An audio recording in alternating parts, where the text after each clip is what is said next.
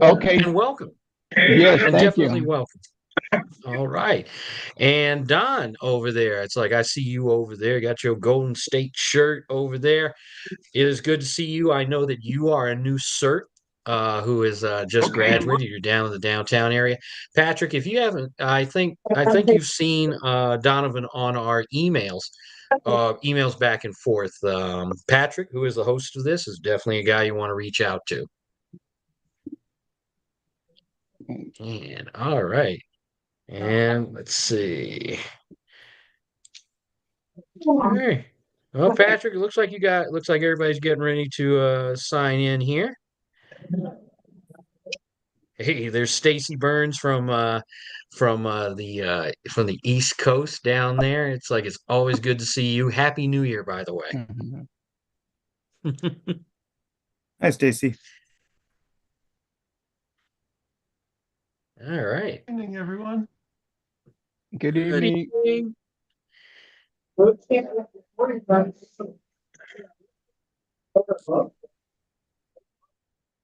right. And Patrick, I'm gonna jump away for a quick minute, take care of a few things before we get started, and I am here.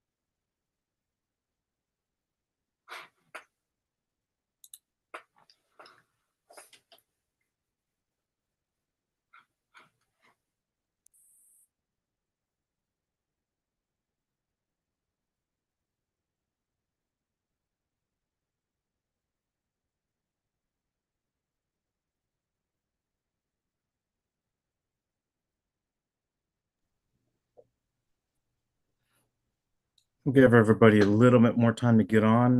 We plan to start about 3 minutes after. Notice that a lot of people tend to join right at 7 o'clock, and then, of course, they have to update their client, take some time to get in. So we'll give everybody a few minutes to get started, and then we'll go ahead and start the presentation.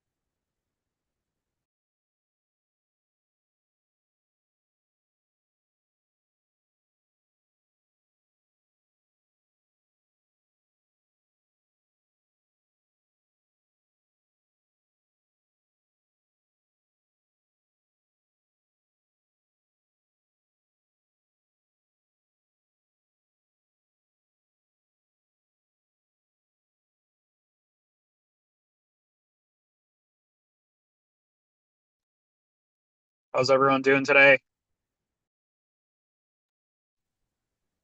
We're here. Doing Pretty fine. good.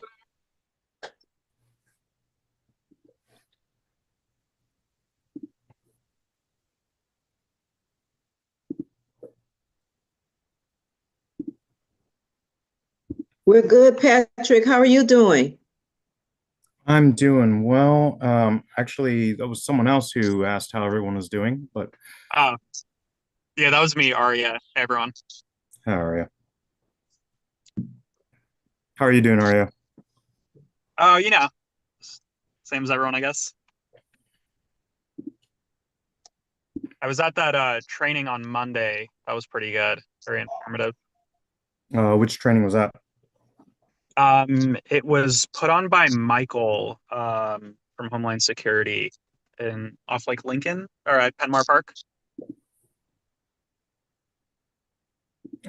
Not familiar with Michael it. Perez. No, that was Battalion 4. That was I was set going up to say by that as well. yeah. That was one of my members set it up. Rebecca Hughes. Yeah, Rebecca set it up for her neighborhood in Venice.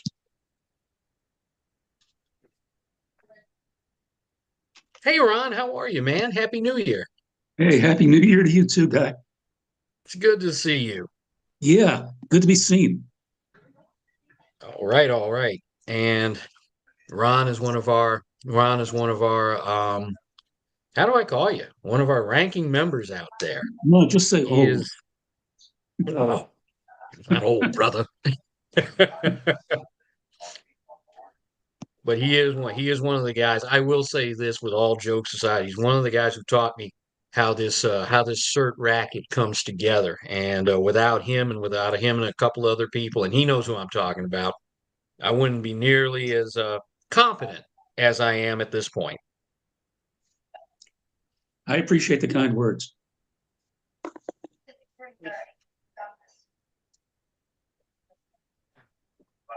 And Patrick, you are 2 minutes from the top of the hour.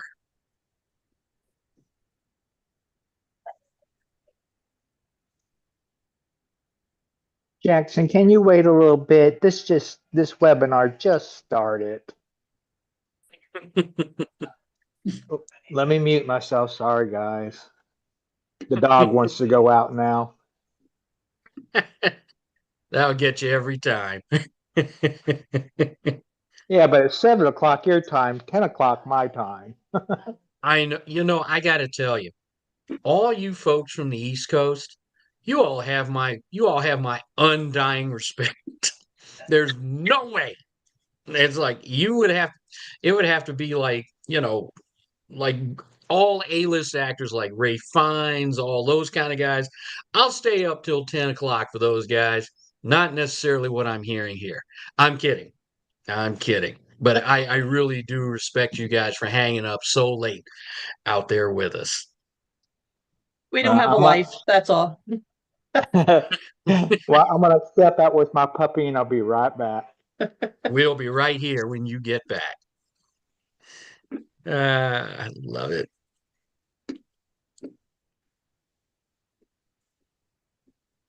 Hey, Chin, is my PowerPoint showing? Yes.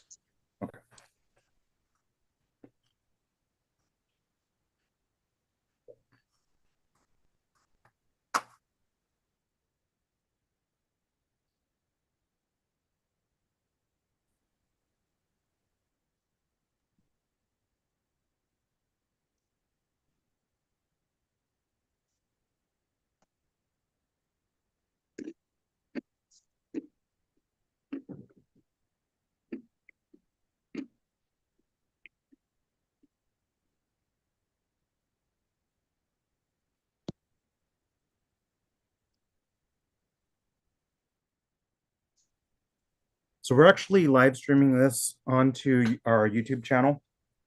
So there's no need to record it. You can go rewatch it on the YouTube channel. If you just search for LAFD CERT, you'll find the CERT coordinator, LAFD CERT coordinators channel. And if you go under live, you'll see all of our presentations there.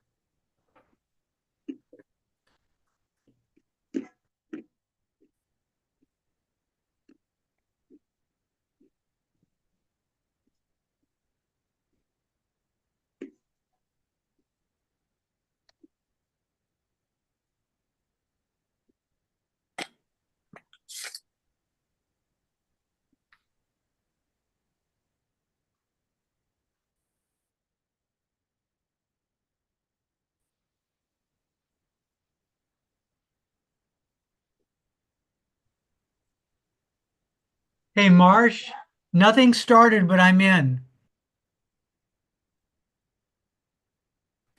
So we'll go ahead and give everybody just a couple more minutes to get on.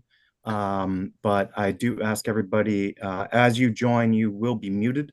So please do not unmute yourself unless you do have a question. I might actually restrict everybody from unmuting once we begin the presentation. And then at the end, we'll break and have let everybody ask their questions at that point.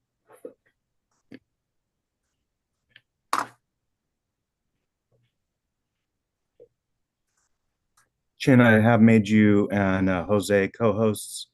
So if you do need to unmute anybody. Oh, wait a minute. Well, that's not good. It doesn't know I have a pro license. What's going on here?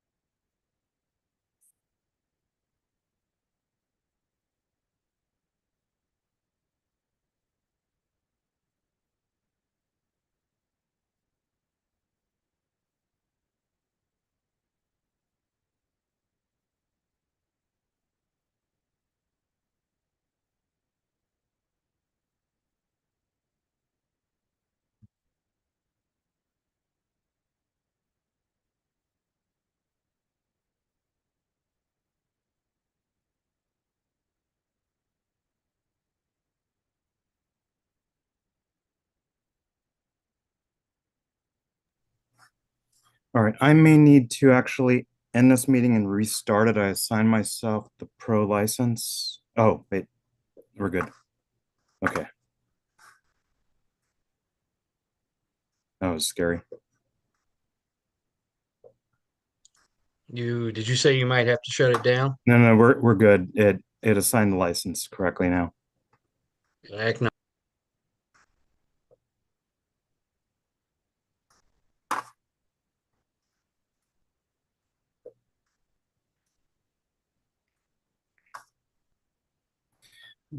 All right.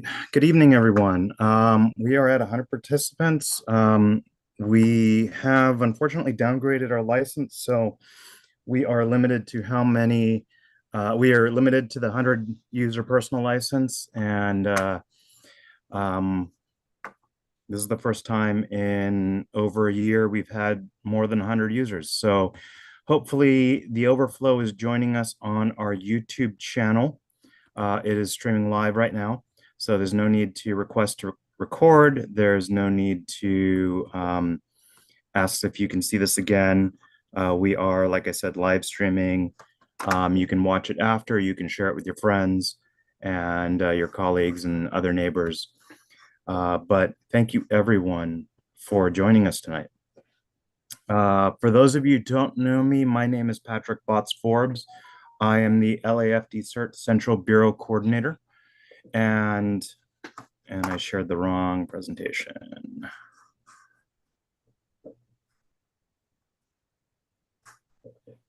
Sorry, this has been a rather trying first month of the year. 1 second to get everything back up.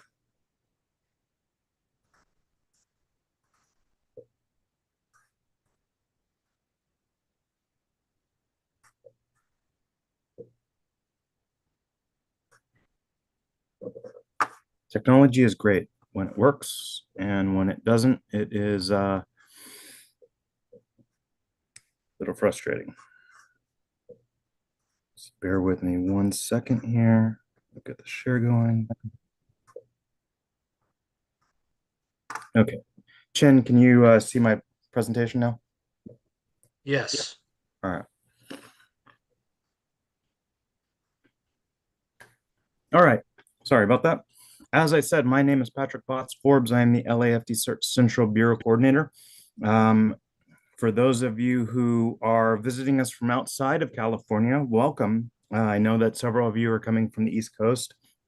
It is currently 7 p.m. Pacific time, and that means it is rather late on the East Coast. So we really appreciate you joining us. For those of you in Los Angeles or on the West Coast, of course, thank you. For those who are visiting us from other countries, thank you very much. We do these presentations. I'm a volunteer for the fire department. I do not get paid to do this. I have a full-time job that is not involved running into burning buildings. I do not work for the city of Los Angeles. So what I say here on these presentations, I have learned from the fire department, from presentations by FEMA, from classes through CSTI, the California Specialized Training Institute, through the California State Guard, through the FEMA independent study classes. And what I try and do in these presentations is really take the important nuggets and make it into for those, some people think that a 2-hour presentation is a long time, but a lot of these trainings are multi-day. So I really try and squeeze these things down to make them an introduction for those of you who are joining us without any training. And for those of you who are joining us with some training, give you a little bit of taste of what's more. This is not by any means the only training you should ever take or ever need to take. This is really a nugget of what's out there, and encourage everybody to take as much training as possible. And if this training is the first time you're hearing about this, hopefully this will encourage you to take more advanced training and additional training.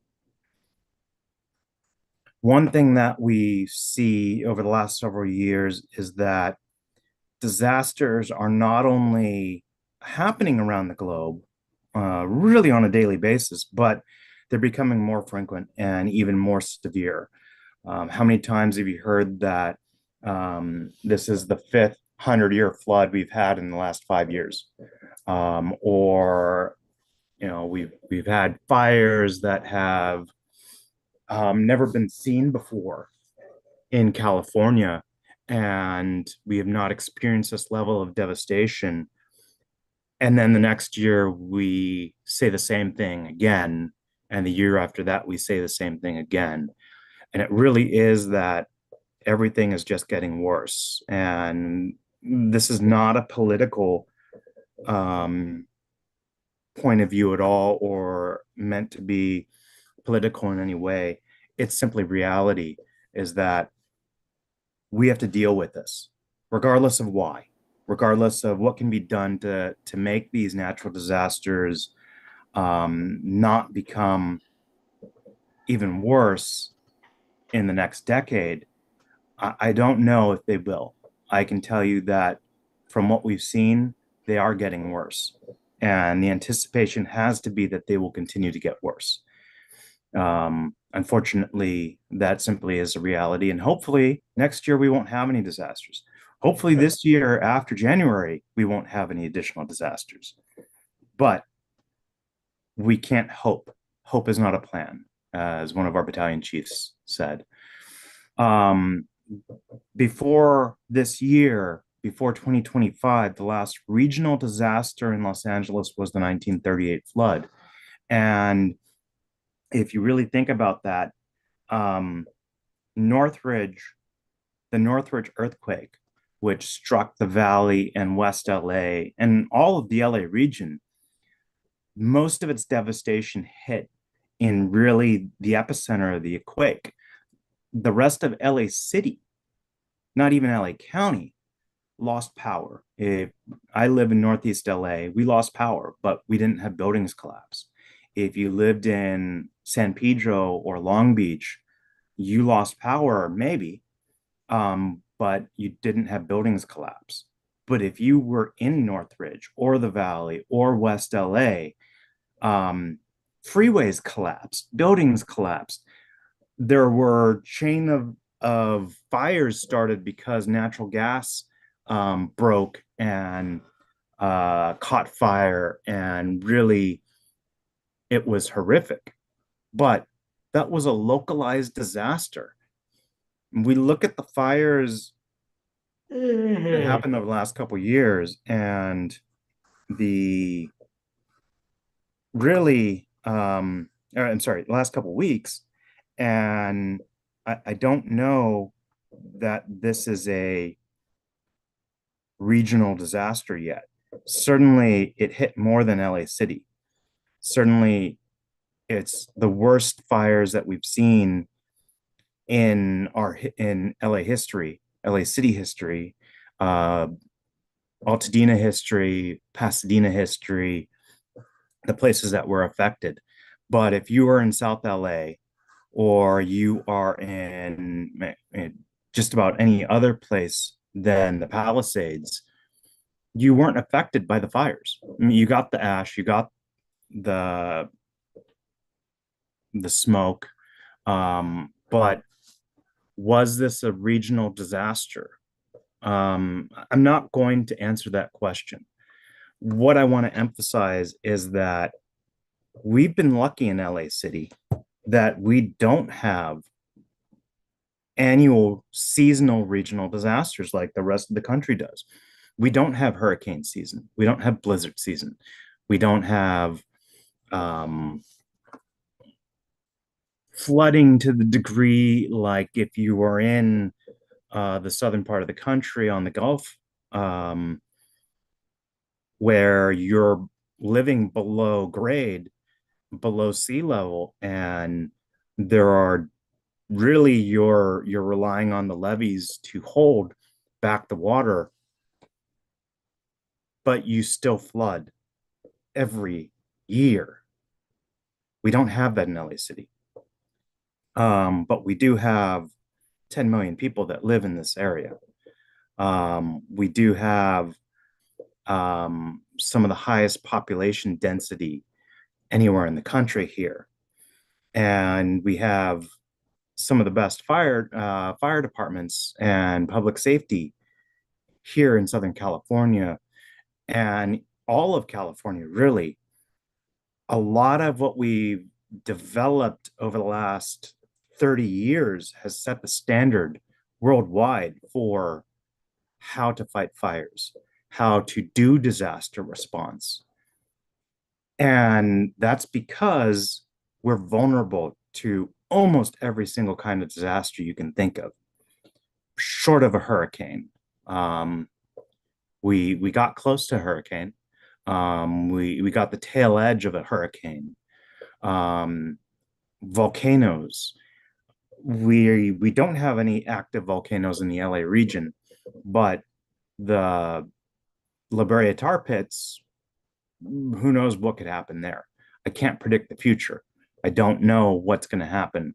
Certainly, nobody expected the thing called atmospheric rivers to suddenly become a thing year after year here. But we have droughts, and we're in a drought right now. We have not had rain short of this last weekend in several months. One of our members who lives up in Big Bear said this is the first time she's lived up there where there was no snow during Christmas. But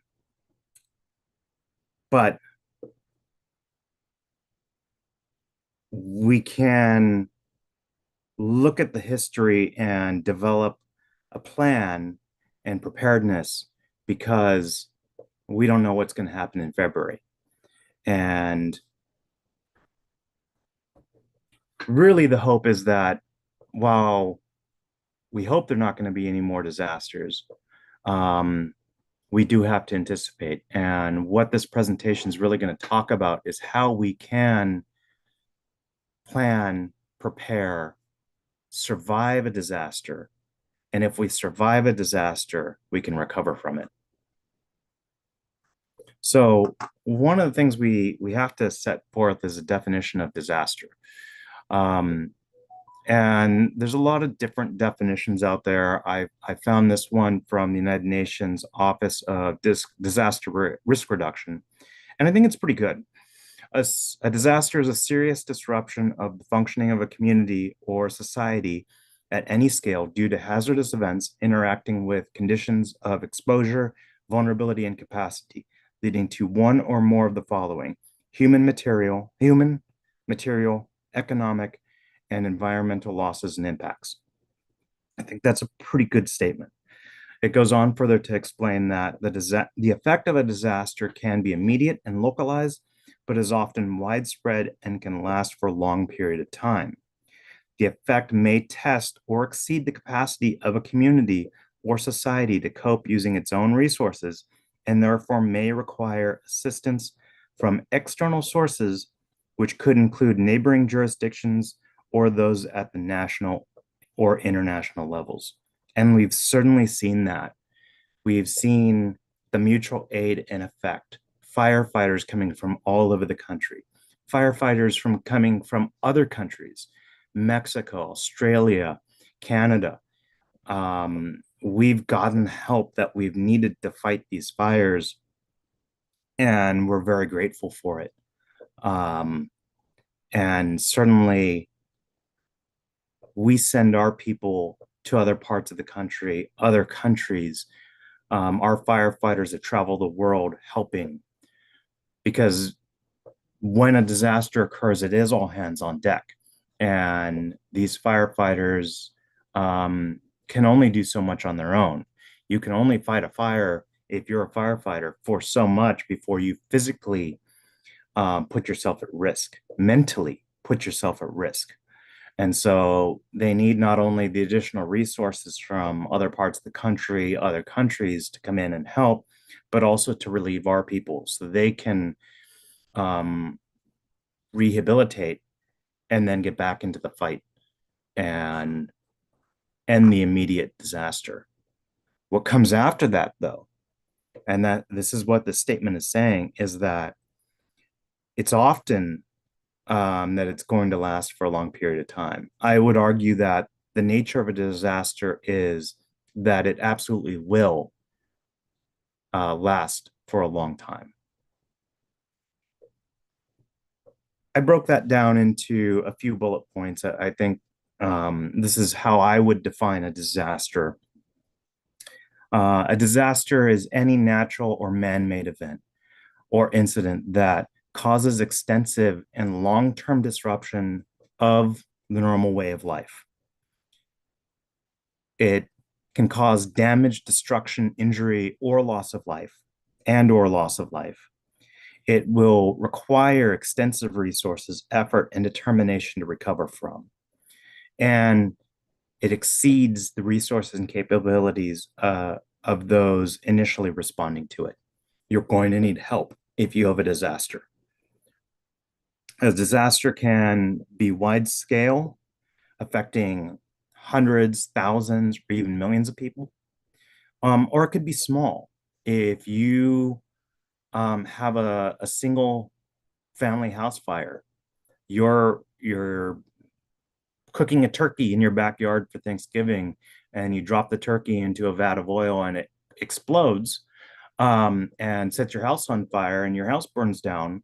That is a disaster for you and your family. No doubt about it. You get into a car accident and your car is totaled. That is a disaster for you and everybody who relies on that vehicle. And it will not be something that can quickly be fixed. So really, we experience disasters at a singular level, at an individual level all the time. And how we plan for, prepare for, survive it leads to how we can recover from it. And certainly if it is at a community level or a regional level, it is something that we really need to focus on, that recovery portion of it. Surviving it, the CERT training, we used to use the word victim a lot of times. We would talk about how many victims there are. Well, the CERT curriculum changed that. We're talking about survivors here, people who survived, did not die, and now have a chance to recover. And that's really the important factor. How do we survive this so we can recover? There are all sorts of types of different disasters, categories of disasters. Certainly the most familiar in LA that we fear is the big one, the earthquake, the big earthquake, something bigger than Northridge, the potentially 8.0 earthquake that will rock the San Andreas. And that's what we talk about all the time, simply because if we're prepared for an earthquake, we can be prepared for almost every kind of other disaster. But there are other kinds of disasters out there, and if you don't have to worry about earthquakes, you typically have to be worried about some other kind of disaster: volcanic explosions or eruptions, landslides, avalanches. If you're in parts of North America that get snow, avalanches could be a very real thing. If you have ski resorts in your areas, avalanches are a very real thing. Even here in Southern California, we've had sinkholes, parts of the freeway just disappear, and now there's a large gap. And if you're driving along the freeway at 3 o'clock in the morning and you're not paying attention, you might end up in a sinkhole, and that has happened to people. Fortunately, we don't get these here in Southern California, at least not to the level where it becomes a regional disaster. But if you're in the South or you're on the East Coast, you have to deal with hurricane season. Hurricanes generate tornadoes. If you're in the Midwest, you have to worry about tornadoes. Typhoons. If you're on the coast, or rather, if you're in Japan or in Asia, hurricanes are known as typhoons. It's kind of the same thing, just different name, but it's the same destruction level capability. Same thing that can cause a countrywide disaster, depending on how big that cyclone is. If you're in the Northwest or Northeast, you have to deal with blizzards, sometimes yearly, seasonally, hailstorms. Even Texas right now, they've talked about freezing over, which is unbelievable considering how Texas is one of the hottest parts of the country.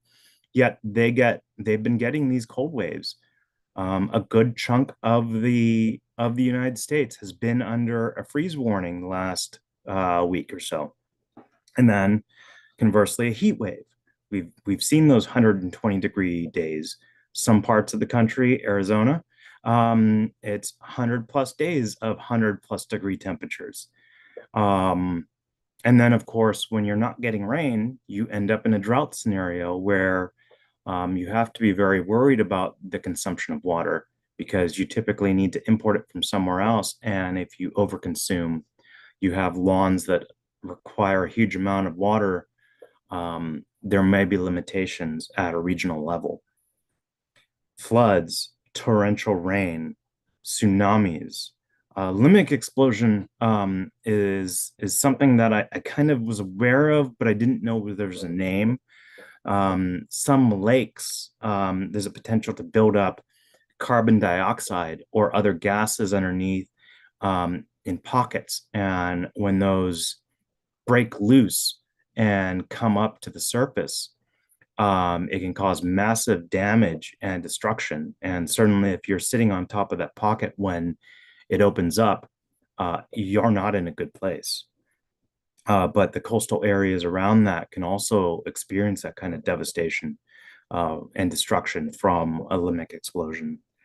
Solar flares, that's been in the news, especially if you're a ham radio operator. You're probably a little more aware of solar flares. Um, we've been lucky in that in our short history, for those of us under maybe 200 years old, um, or the history of our technology, that we haven't really experienced what could happen from a really devastating solar flare. This is particles getting ejected, coronal explosions, injections from the sun.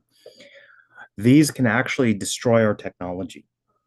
And this, during the early days of the telegraph, this did happen, where these ejections from the sun actually caused reactions along the telegraph lines where they set fire to things. If we have that kind of event today, large swaths of our technology will break down, fail, catch fire. It is a very real fear that I don't think most of us are aware of. And we've been lucky that it hasn't happened, but it could, and it has. And I don't want this to be about that kind of level event, that kind of fear, but we have to be prepared for what happens if our technology stops working. Impact event. We know what they say killed the dinosaurs, the giant meteor or giant comet, or giant meteor coming out of the sky and landing. We've certainly seen less destructive events, but a meteor landing in Russia, or rather coming close to landing in Russia, setting fire to an entire forest up there. We don't know what can fall out of the sky. We don't have 100% visibility of all the things around us. And certainly it's not even just a meteor. Satellites fall out of the sky all the time. There's a lot of debris up there, discarded technology that we hope will burn up, but sometimes it doesn't. And if it lands in a major city or lands in a populated area, it could be devastating, certainly disastrous. Gamma ray bursts. This is something that, again, I had to look up, but we don't think it's going to happen to us, but we've seen it happen at a cosmic level, and the results are destructive at an apocalyptic level. I included it here just because it was on the list of natural disasters, and it's not something that we should really be scared about, but it is one more thing that could happen that I hope prods you to get prepared and take this stuff seriously. The downside to being aware of all these earthquakes, or all these natural disasters, is that it can cause you to hyper prepare. And we've seen it where several years ago, I think it was maybe 10 years ago now, there was the scare of the El Nino, and they said it was going to be devastating floods, and they had community sessions all over the city of Los Angeles, and all the departments were talking about it, and then it didn't happen. And the risk of putting too much out there and causing a panic and everybody to get prepared is that when that disaster doesn't occur, and we got lucky, really, but if it doesn't occur, then the next time the government agencies or the different entities out there that warn about these kinds of things said, hey, this may happen this year, is that you're going to go, well, it didn't happen last time you warned us, so it's probably not going to happen again. And so you aren't prepared for it. And we can look at what happens across the country when they say there's going to be a massive hurricane with 12-foot floodwaters coming in. You need to evacuate now.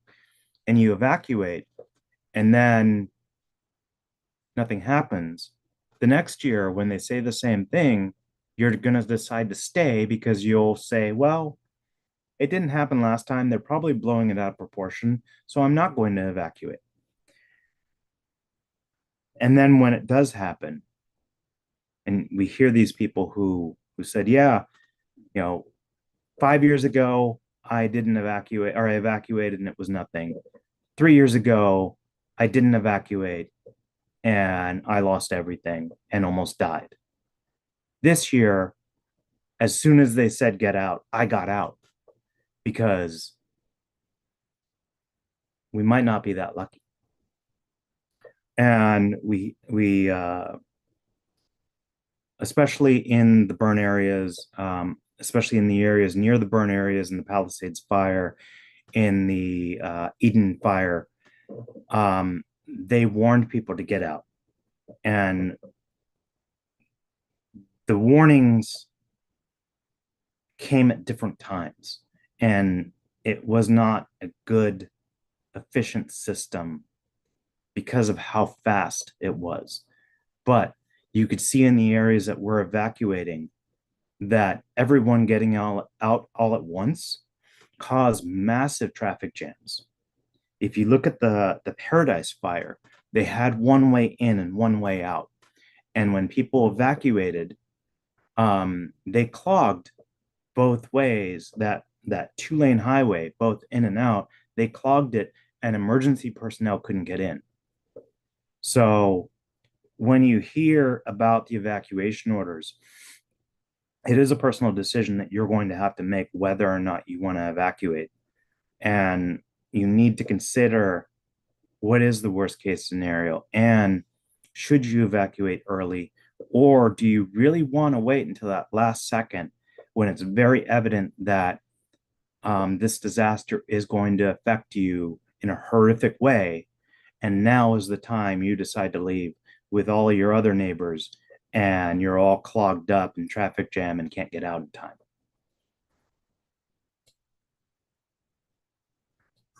So want to really talk about a lot of the misconceptions that we've seen over the last few weeks, and really annually, and especially in terms of mandatory evacuation warnings and mandatory evacuation orders.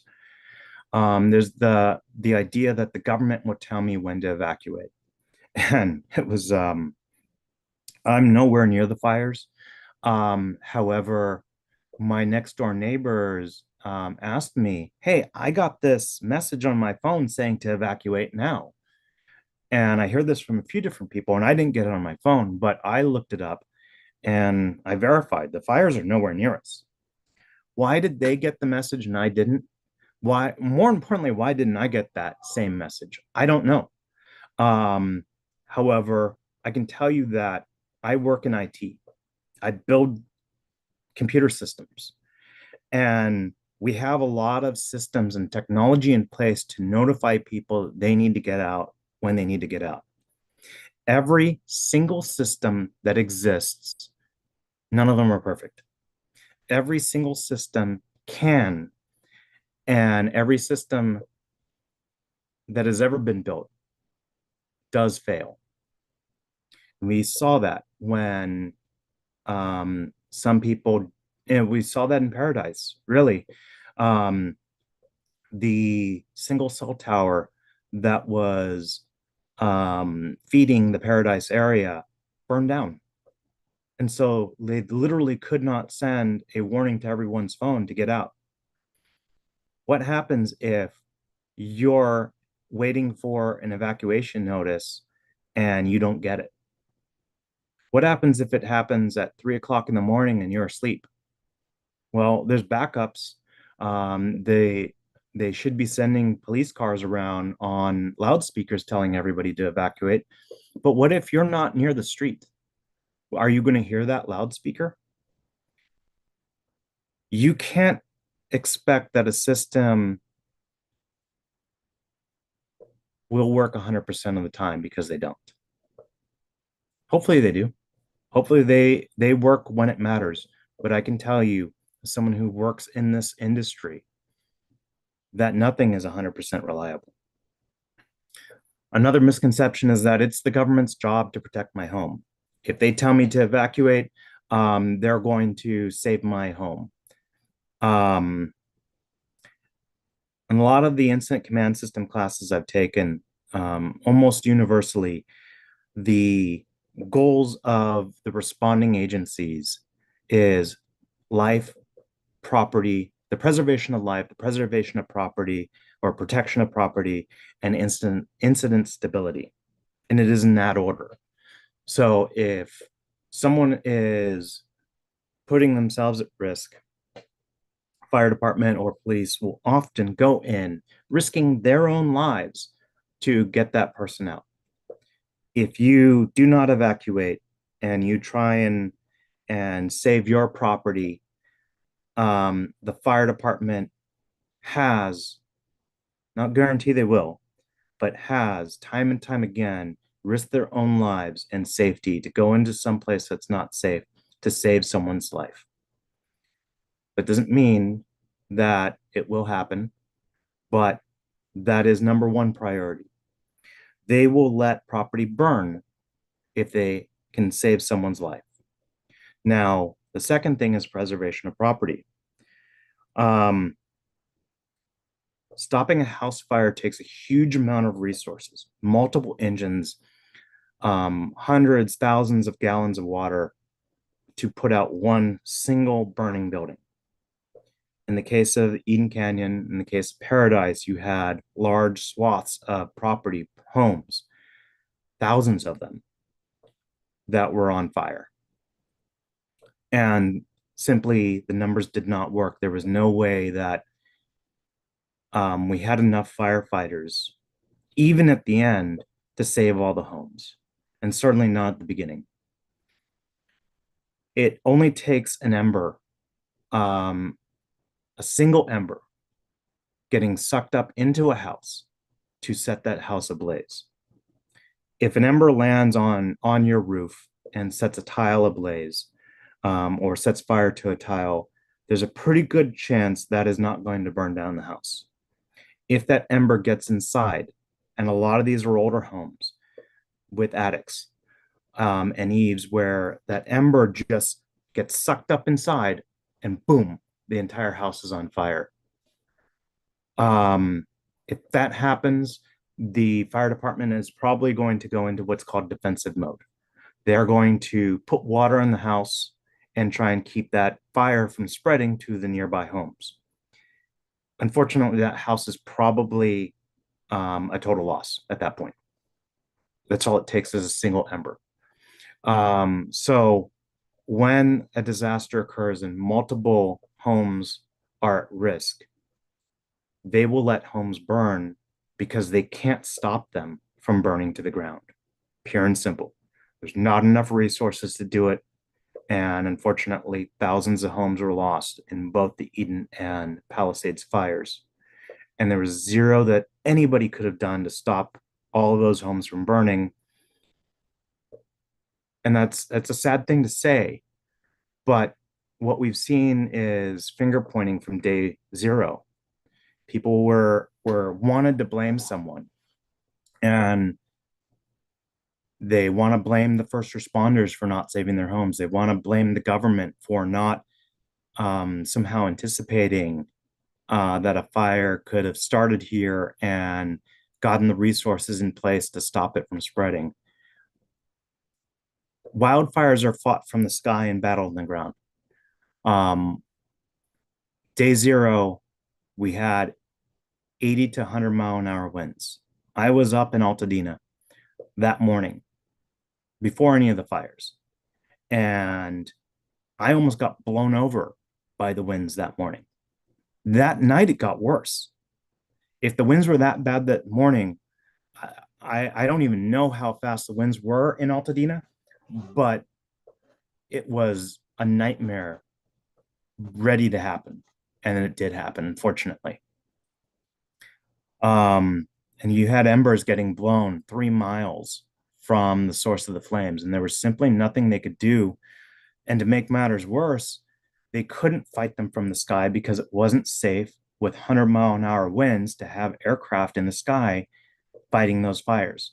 And what they did was battle them on the ground, and there was very little they could do to stop that kind of event from becoming as bad as it did. And the finger pointing that occurred, it was political in nature and didn't help anybody. And so that's one of the things we will see as it gets unraveled is post-mortem of how did this get so bad and how can we make it better? And that's the way it should work.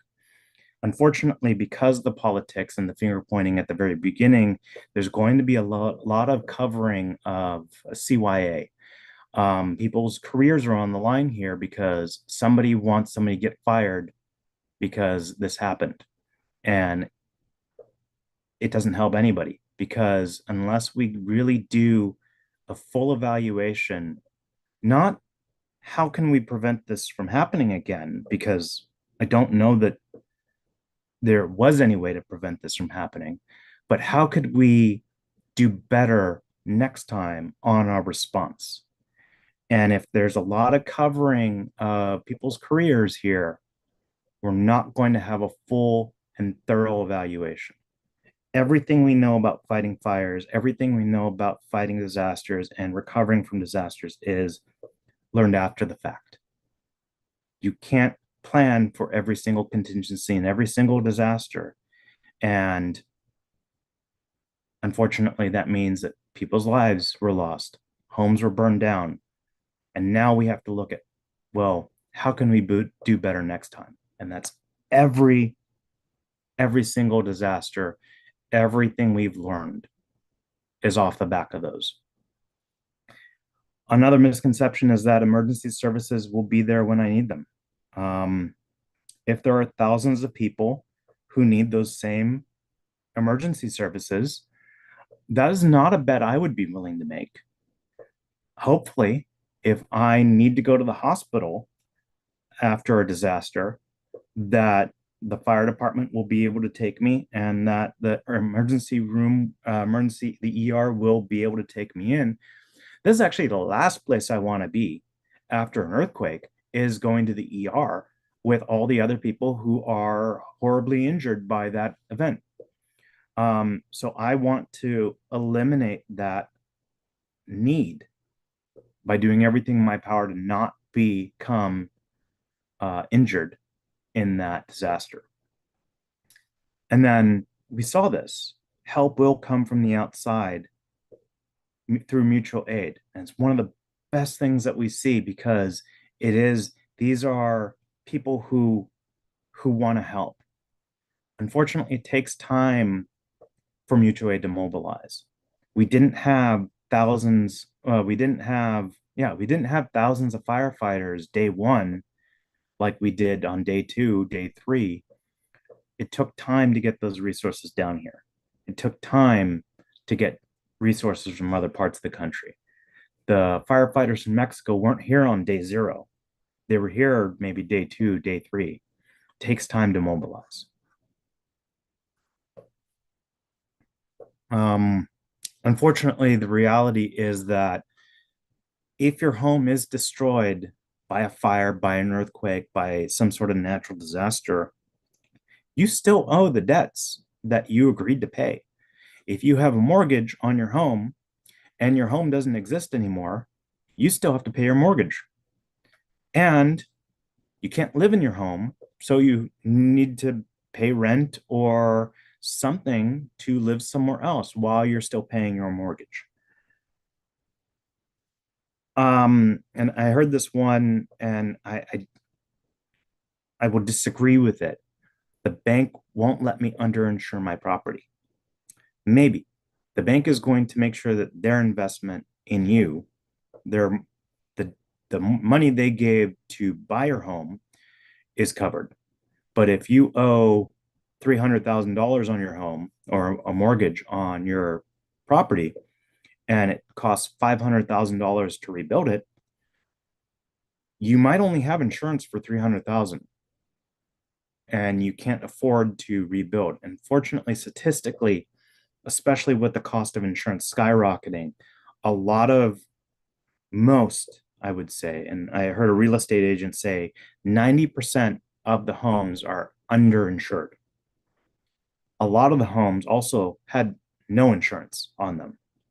And so if your home is underinsured, where's that extra money going to come to rebuild? It takes a minimum of 3 years to rebuild. Average is 3 to 5. And during that entire time, you have to be living somewhere else.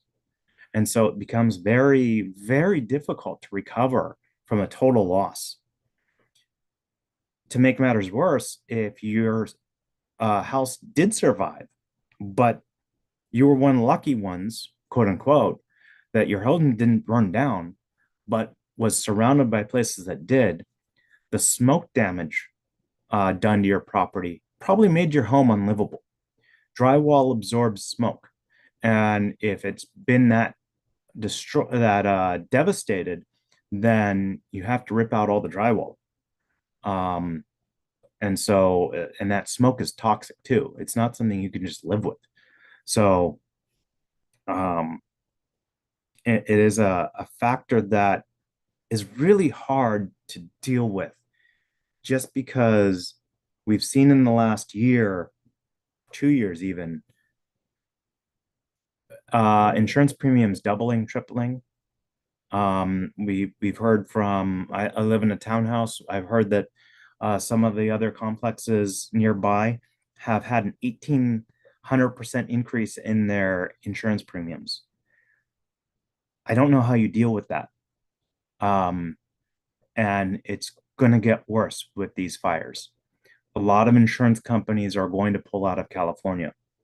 But at the same time, we're not the only part of the country that's getting hit by disasters. There are parts of Louisiana that flood every year. And there's insurance companies, they don't offer flood insurance in those areas. And we don't have earthquake insurance through private insurance companies here in California either after the Northridge quake. An insurance company's goal is to not pay. They want you to pay them, but they don't want to pay out. And so we're going to see a lot of that happen in the next few years, where insurance companies, they will look for any reason at all not to pay. And if they do have to pay out, they're going to quit the area. And it's just going to get worse. A misconception is that organizations and the government will help after a disaster. And that is true. But the reality is they're not going to help as much as you would like them to. There's no such thing as them giving out 100% of everything it's going to take to get back to where it was. To make matters worse, you're going to have to do a lot of paperwork and jump through a lot of hoops to even get what little you can out of them. And I'm not saying don't do it, it's not worth it. And I'm not saying that it's not fair that these organizations are doing this and not paying 100%. But the reality is that there is such devastation that,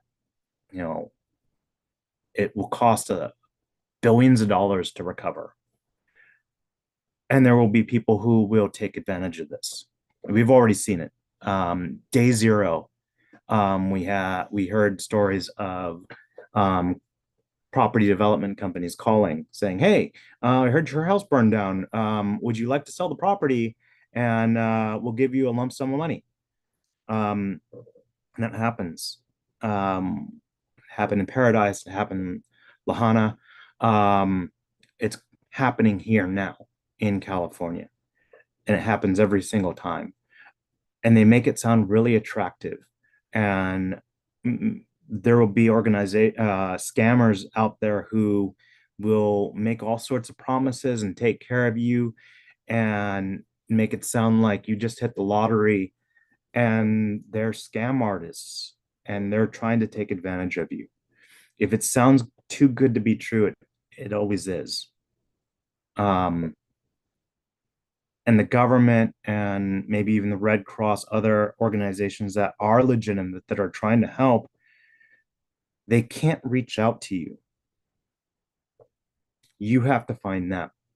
So I would be very skeptical of anyone calling me or reaching out to me or going door to door, and vet who these people are, because the sheer amount of scammers out there trying to cash in on this, it is their business to take advantage of you and make money. And it's not fair, it's not right, it certainly is illegal, but they get away with it all the time, and they ruin people's lives, ruin the lives of people who have already had their lives ruined. So getting back into the fact that I do not want to scare you, and I've probably done a fairly good job.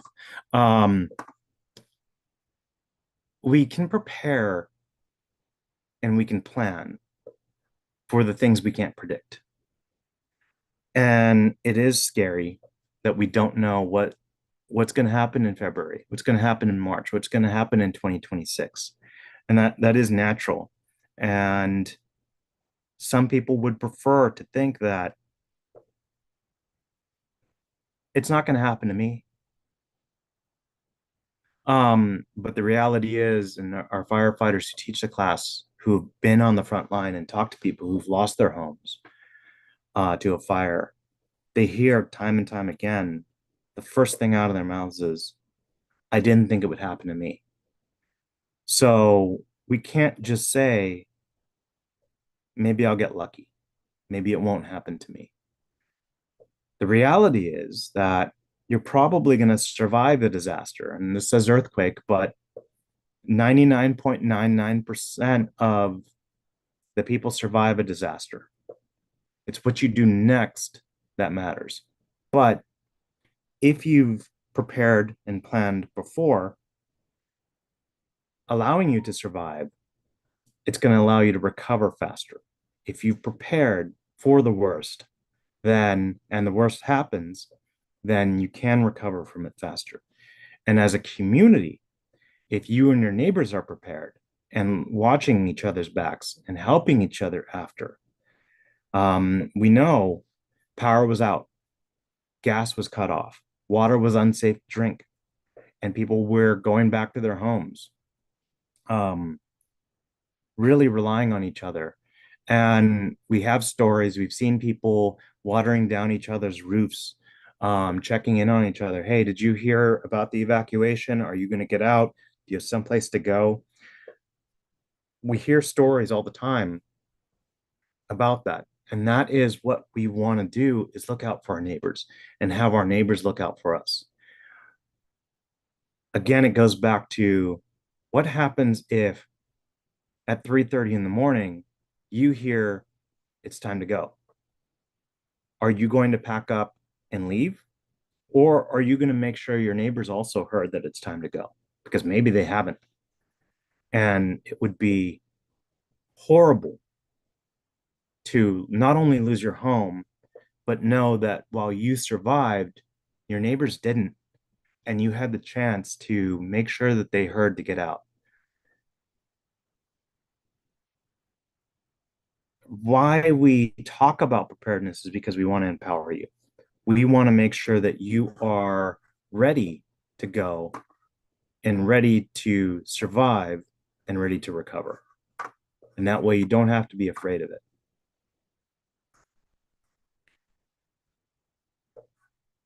You can plan. This is plan for the worst, but also plan for things to just be bad.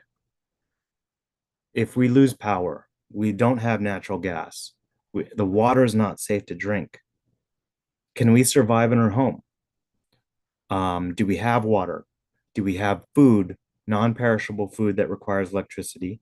Can we cook the food, or is it canned food that we don't need to cook?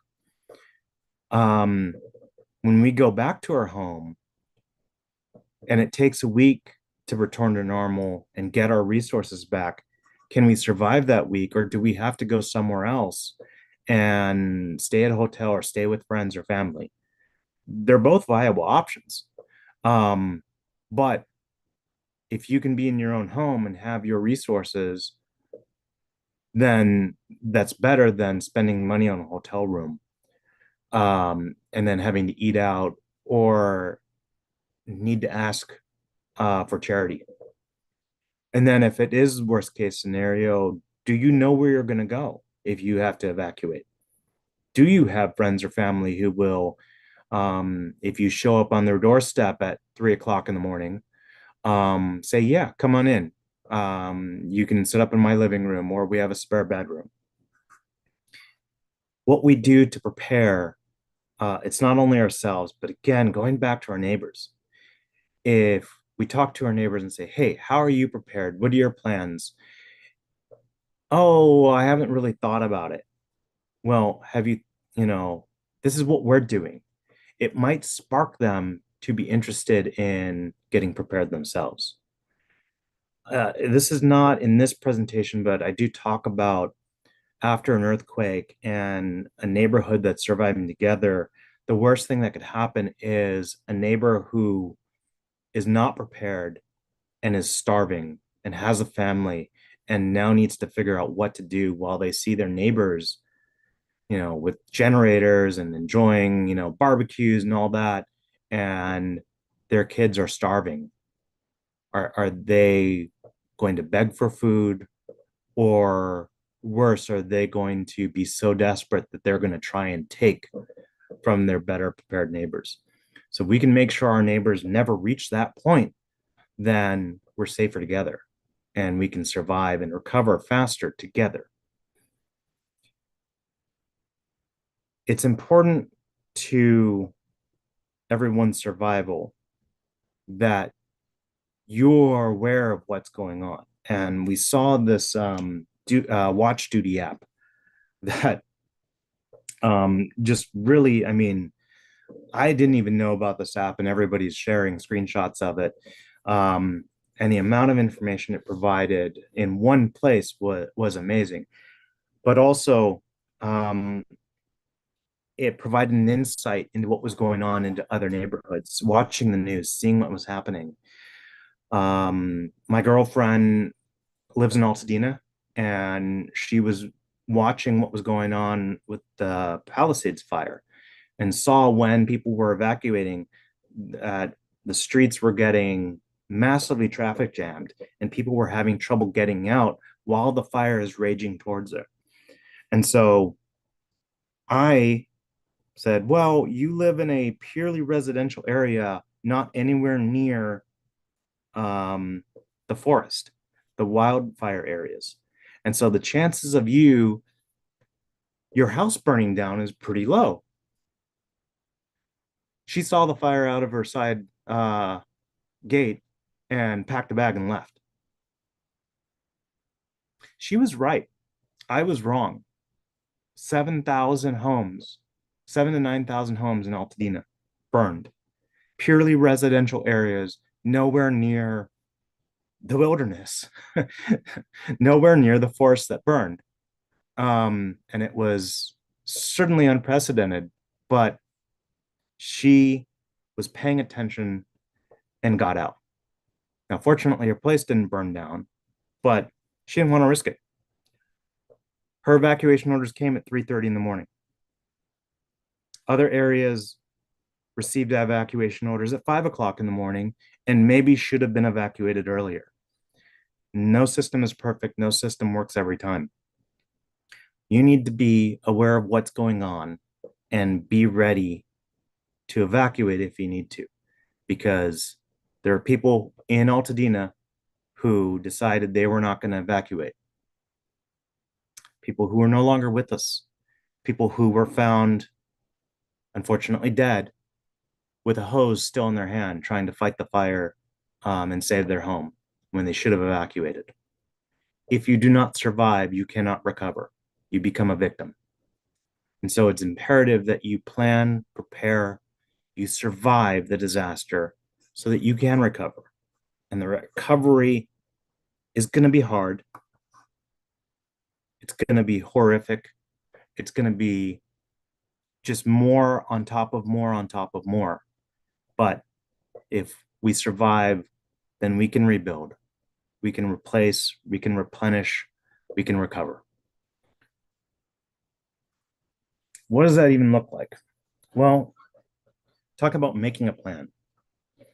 If you have a family and say you have 2 kids and both you and your significant other work and the kids go to school, maybe in different schools, you need to have a place to meet in case you can't go back home. You have to have a plan to evacuate your home in case there's a fire inside your home.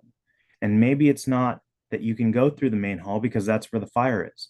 Do you have a way out? Do you have a window you can get down? If you're on the 3rd story, do you have a ladder that you can throw out your window and climb down safely? Or are you going to be jumping out of a 3rd story building because the option is that or die in a fire? Look at your home, prepare your home, have, they're called exit drills in the home. Do this with your family and make sure that your family knows to only do this with, in case of a real disaster, emergency, or while you're doing this, because you don't want a child thinking, oh, I'm just gonna practice this drill and nobody knows that I'm doing it. And that are real stories that we've heard of. Have 2 places to meet, one near your home, outside near the tree, or down the street at the stop sign. And have some place a little bit farther away, because a lot of times you can't get back into an area and everyone's outside the home. And if communications are down, cell phones don't work, whatever, at least you know where to meet up. All right, we're going to meet at the library on the other side of town, somewhere farther away, so everybody knows to go there in case they can't go back home. This out-of-state contact phone number, this was really big when we had separated local and long-distance exchanges. That is not how our telephone systems work anymore. However, it's still important because it might be easier to contact someone out of state than it is someone who's close by and also involved in that disaster. And it's call this person or get them an email or some way, communicate with them that you're safe and where you are and what your plan is to do. And then everybody knows to call this out-of-state contact and share this information. That person becomes the arbiter of this information, the resource. Okay, yeah, Sally and Jim Jim survived. They're going to go to the library, or they're going to go stay with relatives a couple towns over. That is critical to reestablishing communication, because we don't know if communication will work. Fires, okay, but an earthquake for sure will disrupt communications in a regional area. And it may be very difficult to establish that communication at a local level.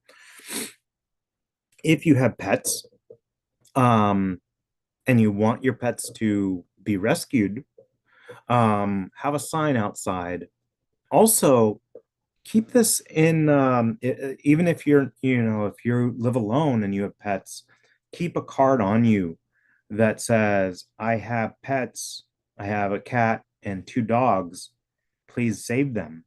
Because if you're in an accident and you're unconscious and nobody knows to go check on your animals, it may be weeks before you can regain consciousness and let people know that they need to check on your animals. And there are lots of stories of first responders rescuing animals out of homes before they burned. Pets are part of your family, and I'm sure you would want them to be rescued. So make sure that first responders know that you have these animals and pets. It used to be that you needed to have 3 days food and water. That is simply not enough anymore. It's a good start. Certainly it's better than nothing, but the saying is now 3 weeks of food and water, especially during a regional disaster such as an earthquake.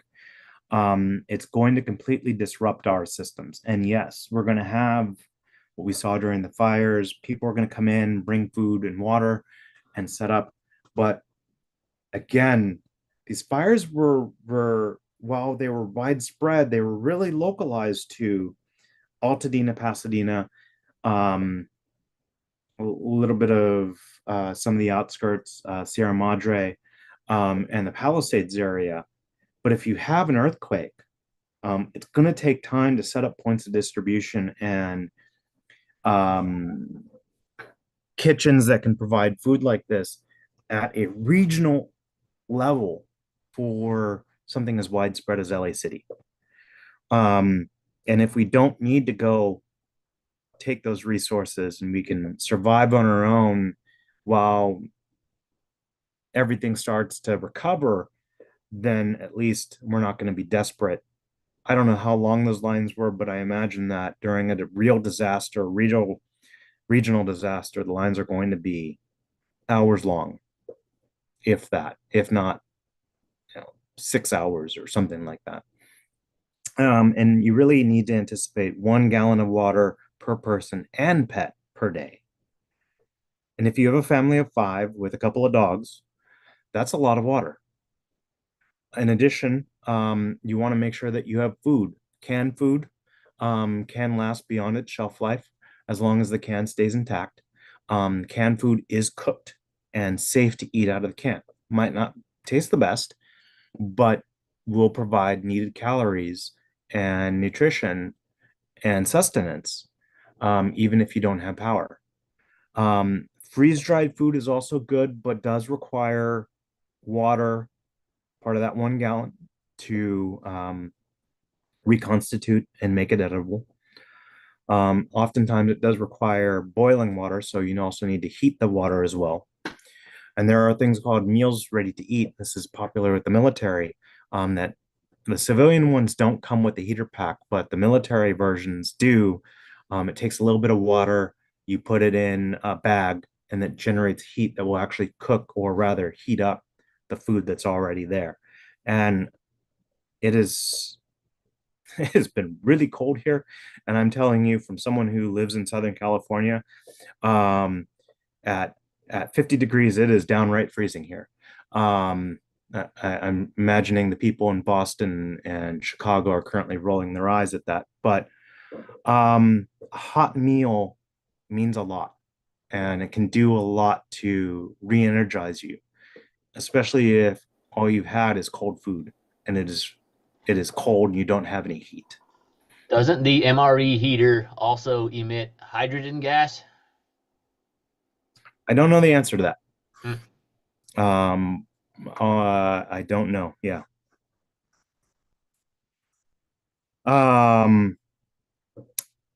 This is something that most people forget, is that with canned food, you need a can opener that does not require power. I don't know how many of you have a can opener that does not require power, but if you have an electric can opener, you know, the ones that the cats know to listen for, so they know they're about to get fed, that may not work when the electricity's out. Matches, because you might not have electricity to start your gas range. And certainly if you have an electric range, that's not going to work at all to heat if the power's out. And you can guarantee the power is going to be out. That's a guarantee.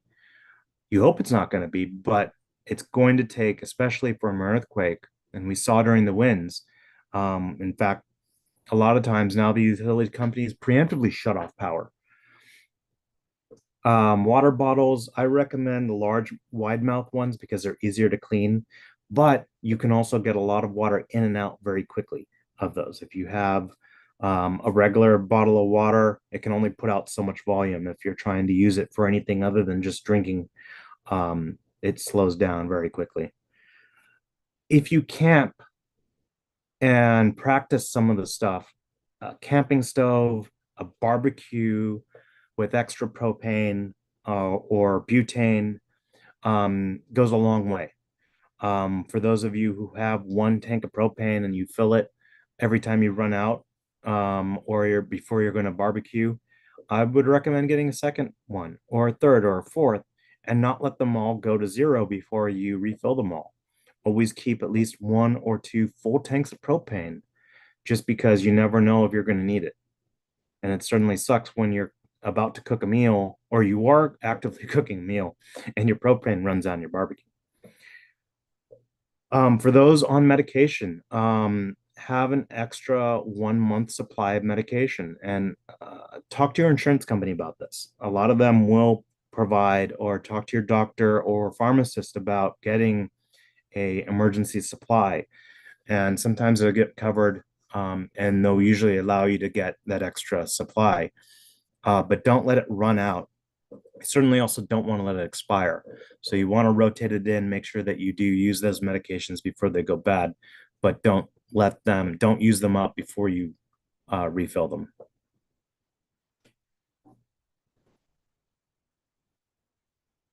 Oh, sorry, duplicated that slide. An under the bed kit, we talk about this more for earthquake areas, is that if you are in a bedroom and everything starts moving and things start falling off the walls, your house can quickly become very dangerous to walk in. The number one injury after the Northridge quake was cut up feet, and that is going to be a reality. And if you have children and you're running down the hall to check on them, you might not care that you stepped on glass as you're running down the hall to your screaming children to comfort them. However, after the fact, you're very much going to care about those cut up feet, because if you can't walk because it hurts because your feet are cut up, it's very difficult to do anything. And so I recommend that you have a bag under your bed tied to the bed post, so it doesn't bounce around and go flying across the room, but have sturdy closed-toed shoes in there, boots if possible, because you want to protect your feet at all costs. An extra pair of socks, because it sucks to put your feet into a leather shoe without socks, or worse, if the shoe is wet or your socks are wet, becomes very uncomfortable very quickly. Leather pair of gloves. And I know for the vegans out there, that is not something that you want to do. However, synthetic materials melt at a much lower temperature, and leather gloves are going to be very critical to protecting your hands. Protect your hands, feet, and head. A hard hat doesn't need to be, like a climbing helmet or the $500 helmets you see. A lot of times they're just bump caps. A little plastic construction helmet is not designed to protect your head so much as deflect things away from it. If something falls in your head, it's going to bounce off and slide off to the side instead of gashing your head and giving you a concussion. And those are relatively inexpensive to purchase if you didn't get one in the CERT training or disaster training class. Sometimes especially if you sleep with your door closed and the building shifts, you might need a pry bar, an emergency tool to get out of your room. We see this all the time. People leave their batteries in their flashlights, and the batteries deteriorate, they leak, corrode, and suddenly the flashlight is no good. Especially the ones that are sealed. When the battery expands inside there, it makes it very difficult to open up that flashlight and rip the battery out. So what we recommend is that your batteries are stored in their original container. If you buy alkaline batteries at the store and it says that there's a 10-year shelf life that is in the original container. Don't put them in the flashlight to test the flashlight. Just have the original container there. Light sticks are also good, but those do have a shelf life as well, and eventually they will not be very bright. If you wear contacts or have eyeglasses, it's good to have an extra pair in case you can't find the ones that are on your bedstand that now flew across the room. And a whistle is also good to have in here because you can only yell for help for so long before you become exhausted and your throat makes it very difficult to yell anymore, but you can blow on a whistle for a long time. We'll take questions at the end. In terms of sanitation, we know the water probably not going to be safe to drink if it works at all. So there's things you can do. If you have a pool, you can use water to flush your toilet. You can buy one of the 5-gallon buckets at certain popular hardware stores. You can use a disposable trash bag in there with cat litter and make a makeshift toilet. And this works for camping as well. That way you will have to use the restroom at some point. If your sewage system still works, you can also get you can use pool water to flush the toilet. I learned from experience, don't take a gallon of water and pour it into the bowl, especially if it's like a gallon jug. You might not have enough water pressure to actually flush the toilet with that. You can still use even if your water's shut off, you can use the normal flushing from the tank and then refill the tank with water as well, either from your pool or from a bottle of water that you have. Plastic sheeting, tarps, contractor bags, those really big ones, the 55-gallon ones are great to have on hand for all sorts of purposes. Duct tape. If you have a window that's shattered and blew out and you have a large sheet tarp or a bag and some duct tape, you can cover up that window and at least keep the elements out. Rope or paracord is also great for various things, tying things up, or there's endless uses for that. I am not a fan of the alcohol-based hand sanitizer that has been ubiquitous. For one thing, it may kill the bacteria on your hands, but doesn't make it go away. It's still there on your hands. If you get your hands dirty, hand sanitizer alone doesn't get the dirt off. So I like hand wipes, the BZK ones, non-alcohol based ones are my preference because alcohol based stuff dries out your skin. And that's one thing you don't want to be using all the time is something that's going to dry out your skin. With the hand wipes, you can use them to clean your hands and actually get the dirt, bacteria, and other stuff, the nasty stuff off your hands. Unscented bleach has a variety of uses for sanitation. You can purify water from it, but be aware that it has a shelf life. Unscented bleach has a shelf life of about 6 months. And if you calculate out how many drops of bleach you need to sanitize water or purify water that's based on new bleach after 6 months, you have to add additional drops. Just be aware of that. Extra toilet paper. We saw during COVID, the first things that ran out of the stores were toilet paper and water. And for those of you who have gone camping, you know the two things you need are toilet paper and water. So having extra toilet paper on hand is really critical. And you can use it for facial tissue as well if you need to blow your nose or clean things.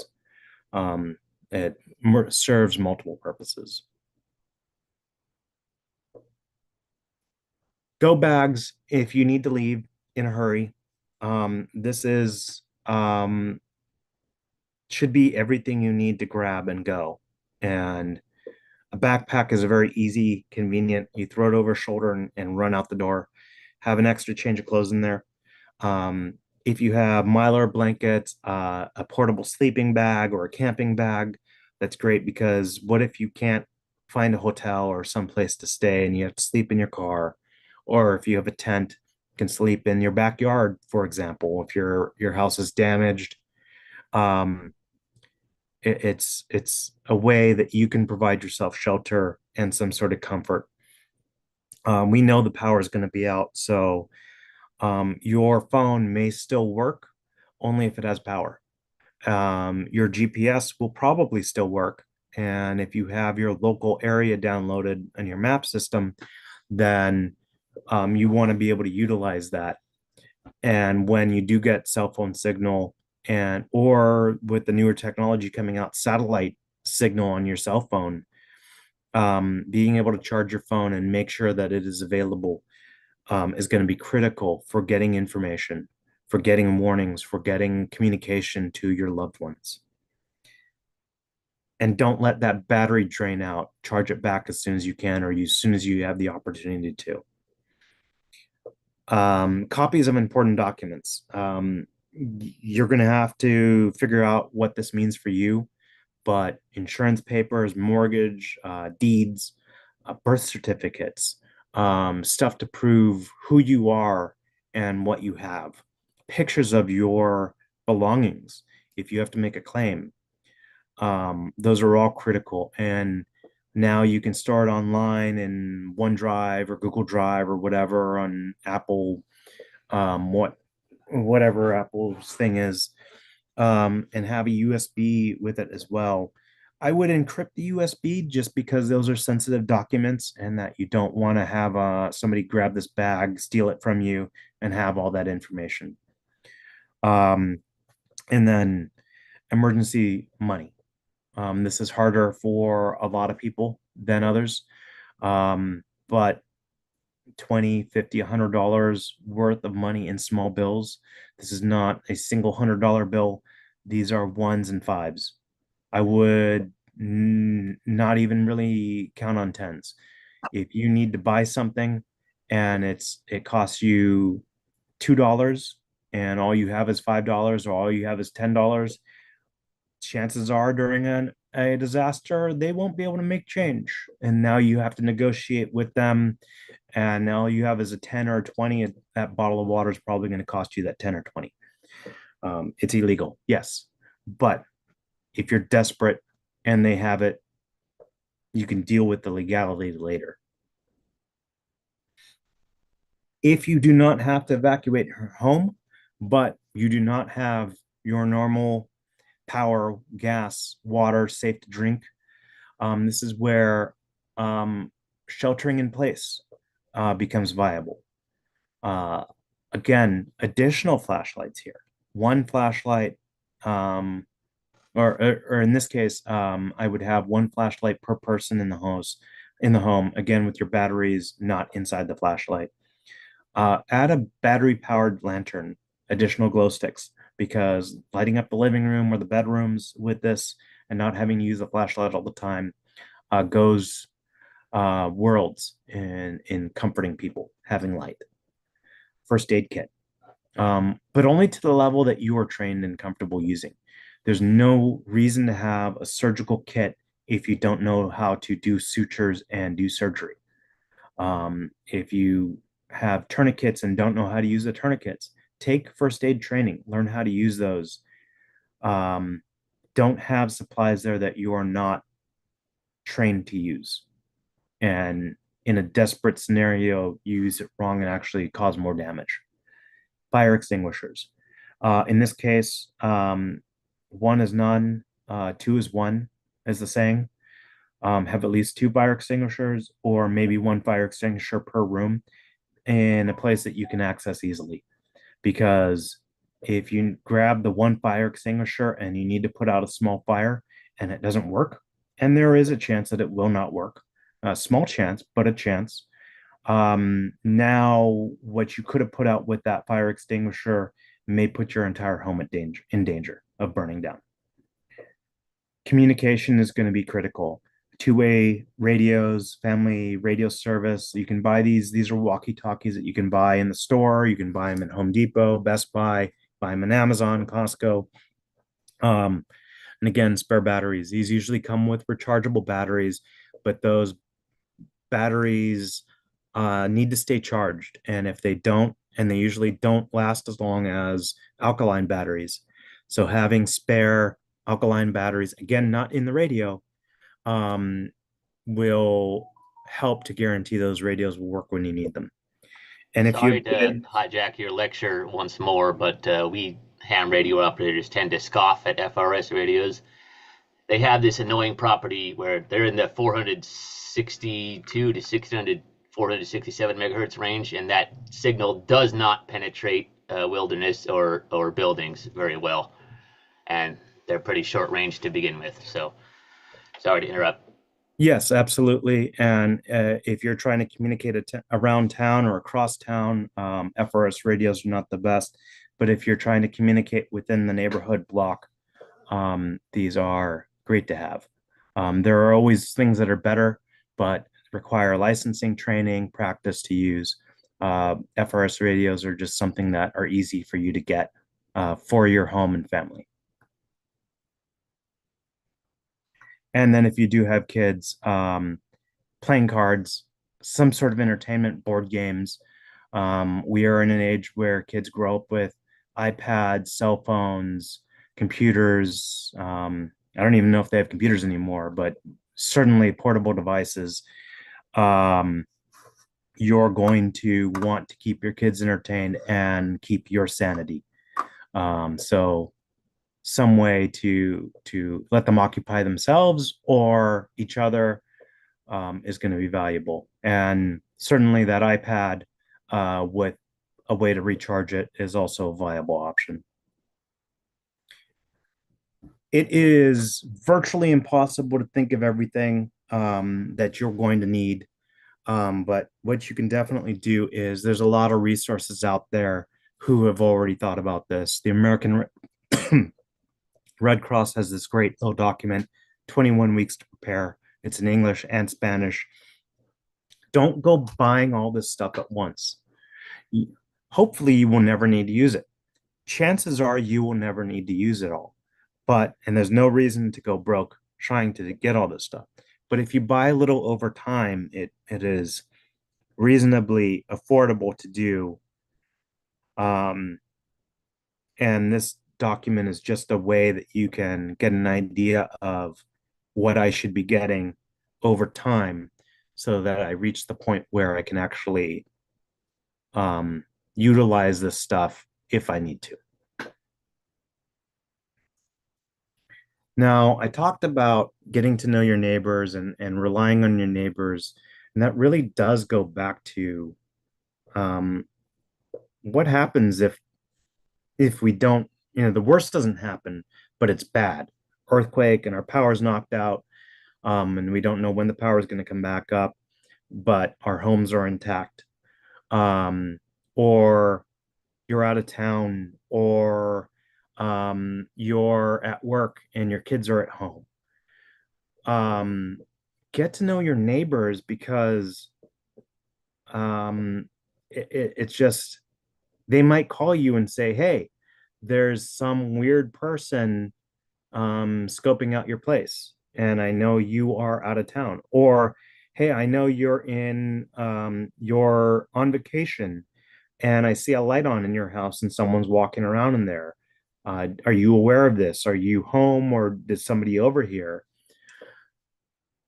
But if your neighbors have first aid training, or they happen to be an electrician, carpenter, plumber, someone with skills, they happen to be a chef, and power's out and you have food and you're bored of everything you've been eating, maybe, get to know your neighbor who's a chef, who's a generator. Also get to know if you have neighbors with vulnerabilities. A lot of people require oxygen or CPAP machines. A lot of people are wheelchair bound. especially in apartment buildings, and you have people on the third or fourth floor of an apartment building who are wheelchair bound and the power's out. It means you can't use the elevator and you need to evacuate. How is this person going to get down? Who has latchkey kids, kids who are going to be home before the parents are, and it's now 4 o'clock and you're still at work and your kids are at home and an earthquake has just happened. Do you have neighbors who can check in on your kids? It as much as we want to be independent and not need our neighbors, we are in the same boat. We are in the same neighborhood. We are in the same situation. If you are in a situation, your neighbors are going to be in the same one you are. And so really not just relying on them, but letting them rely on you is going to help everybody get back to normal faster. I mentioned those family radio service radios. It's not just for you and your family, but also if your neighborhood can use these radios to communicate. Power goes out, for example. Everyone turns the radio on and checks in on each other. Does anybody know why the power's out?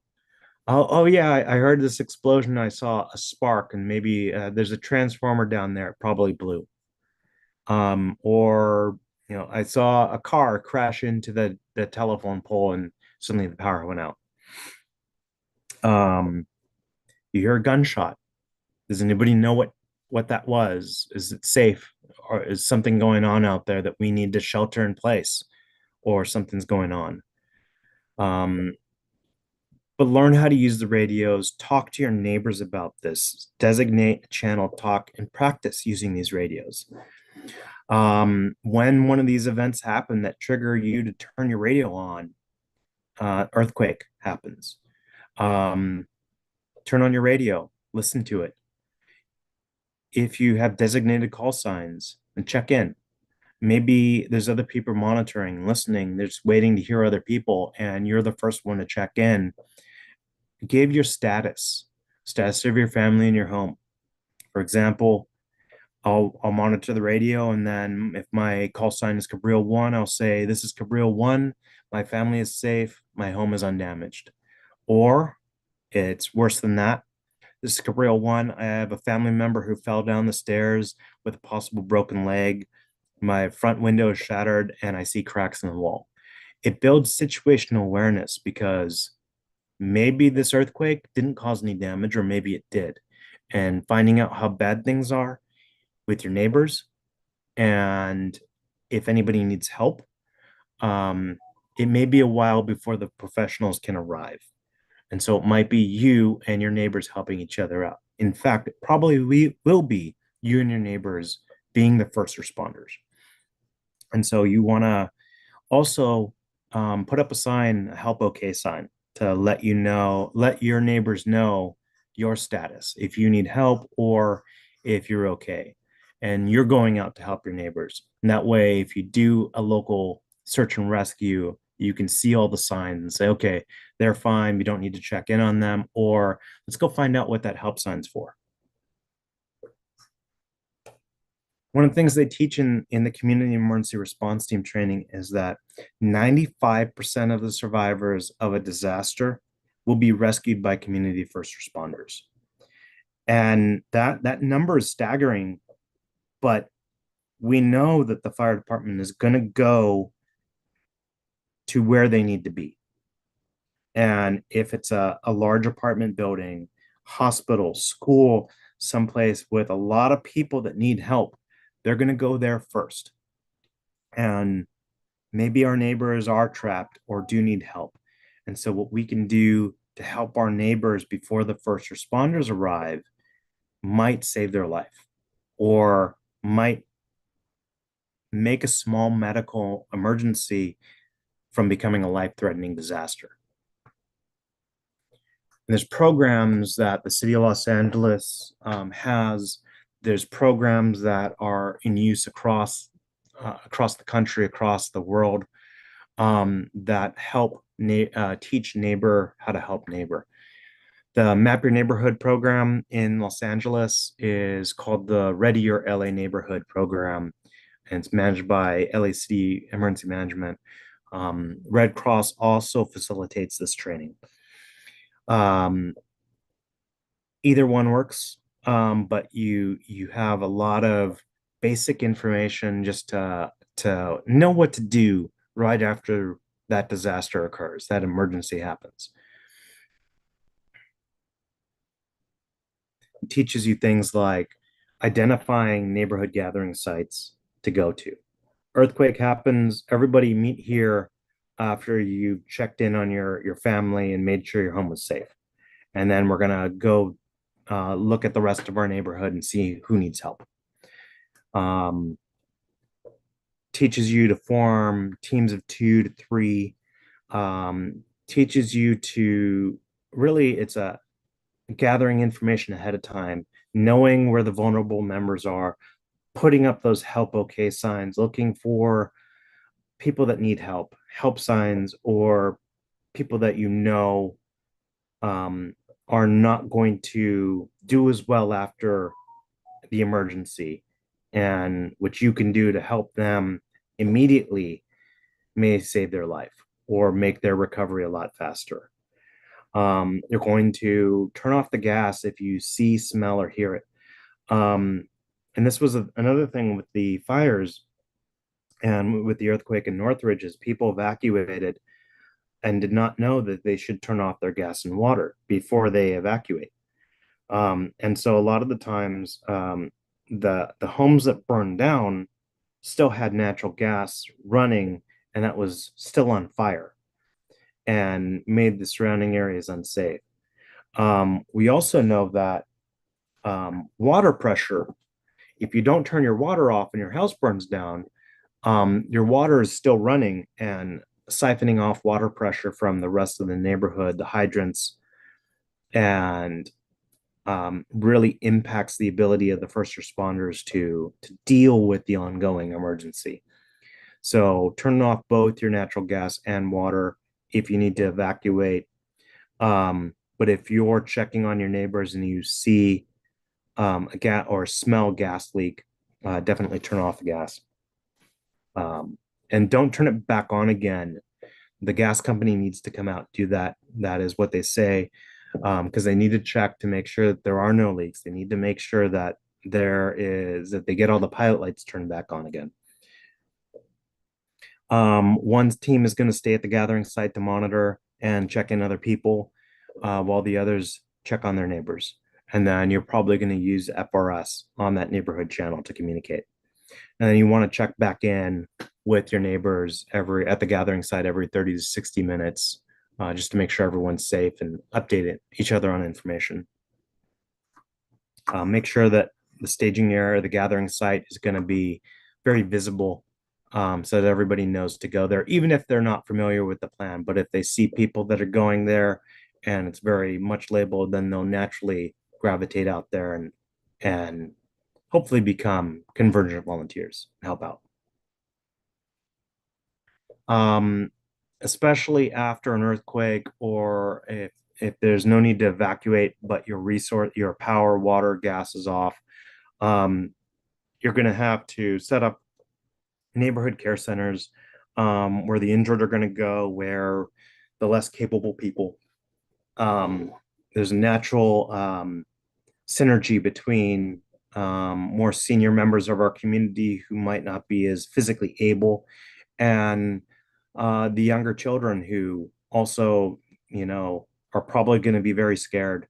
They can be together, feeling safe and comforted, and also getting any medical attention they might need.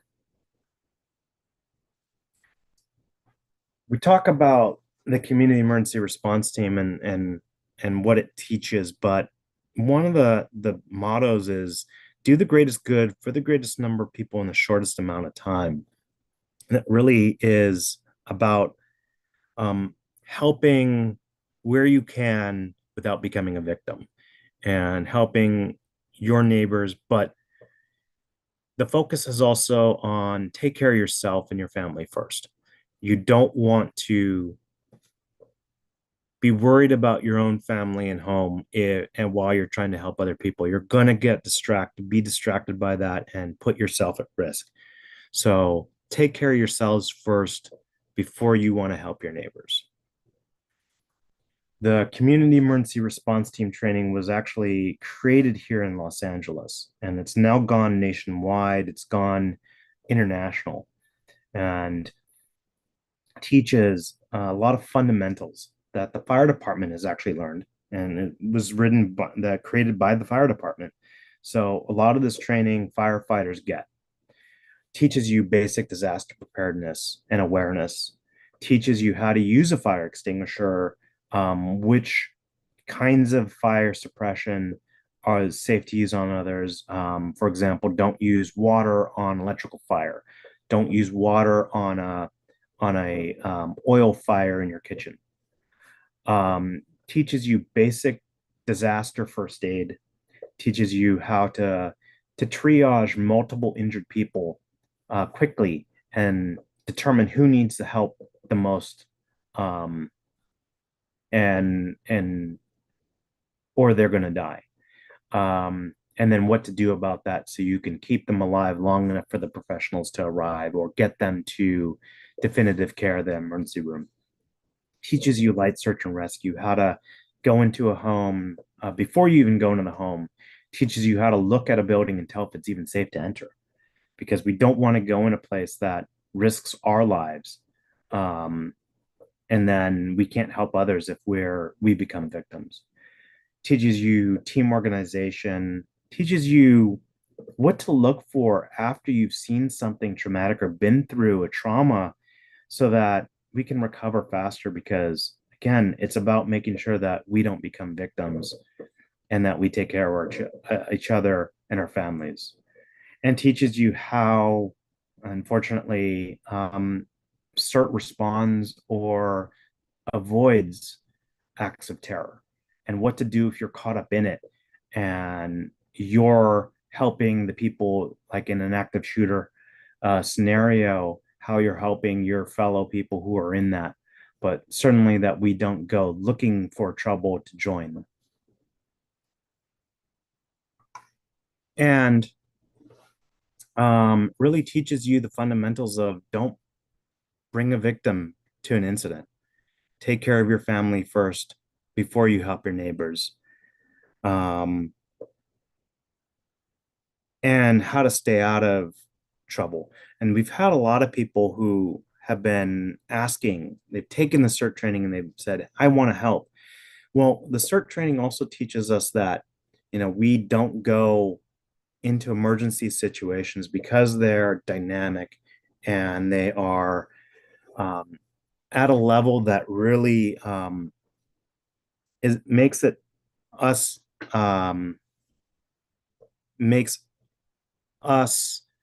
puts us at risk of interfering with the response. But we do want to help. And so really, I've been telling people, take care of yourself and your family first, let the professionals handle it. And then let's talk to Red Cross or other response agencies, see if we can volunteer with them. We're running short on time. I did want to let Chin talk about going back to this, what the Community Emergency Response Team, the CERT call-out team, has been doing to help with the Eden Fire and specifically the Palisades Fire. So I'm going to end the presentation here and let Chin jump in and talk about what Los Angeles Fire Department's Community Emergency Response Team call-out team has been doing. Chin, are you ready to jump in on that?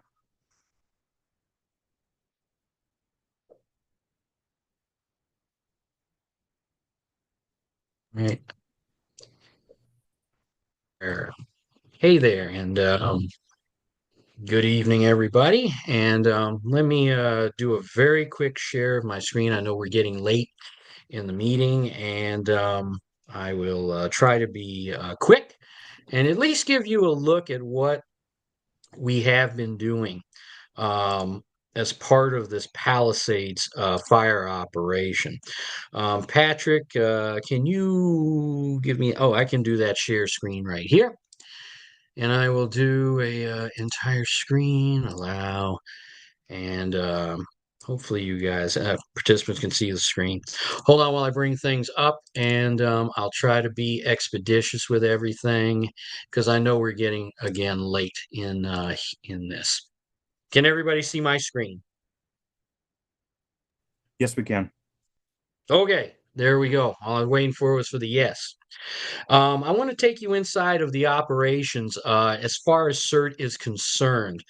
So let's take a look here. The Palisades fire, which started on January 7th, of Tuesday. It's about 23, 24 days into it now. So it has been a very long journey. And I do want to say that CERT's role in this particular event has been somewhat unprecedented because we've been there from the very beginning through several changes of operations, and I'll talk about that in a moment. And we are still there now, participating in what we're calling the repopulation of people into their homes. So we'll duck into that very quickly. Let's go.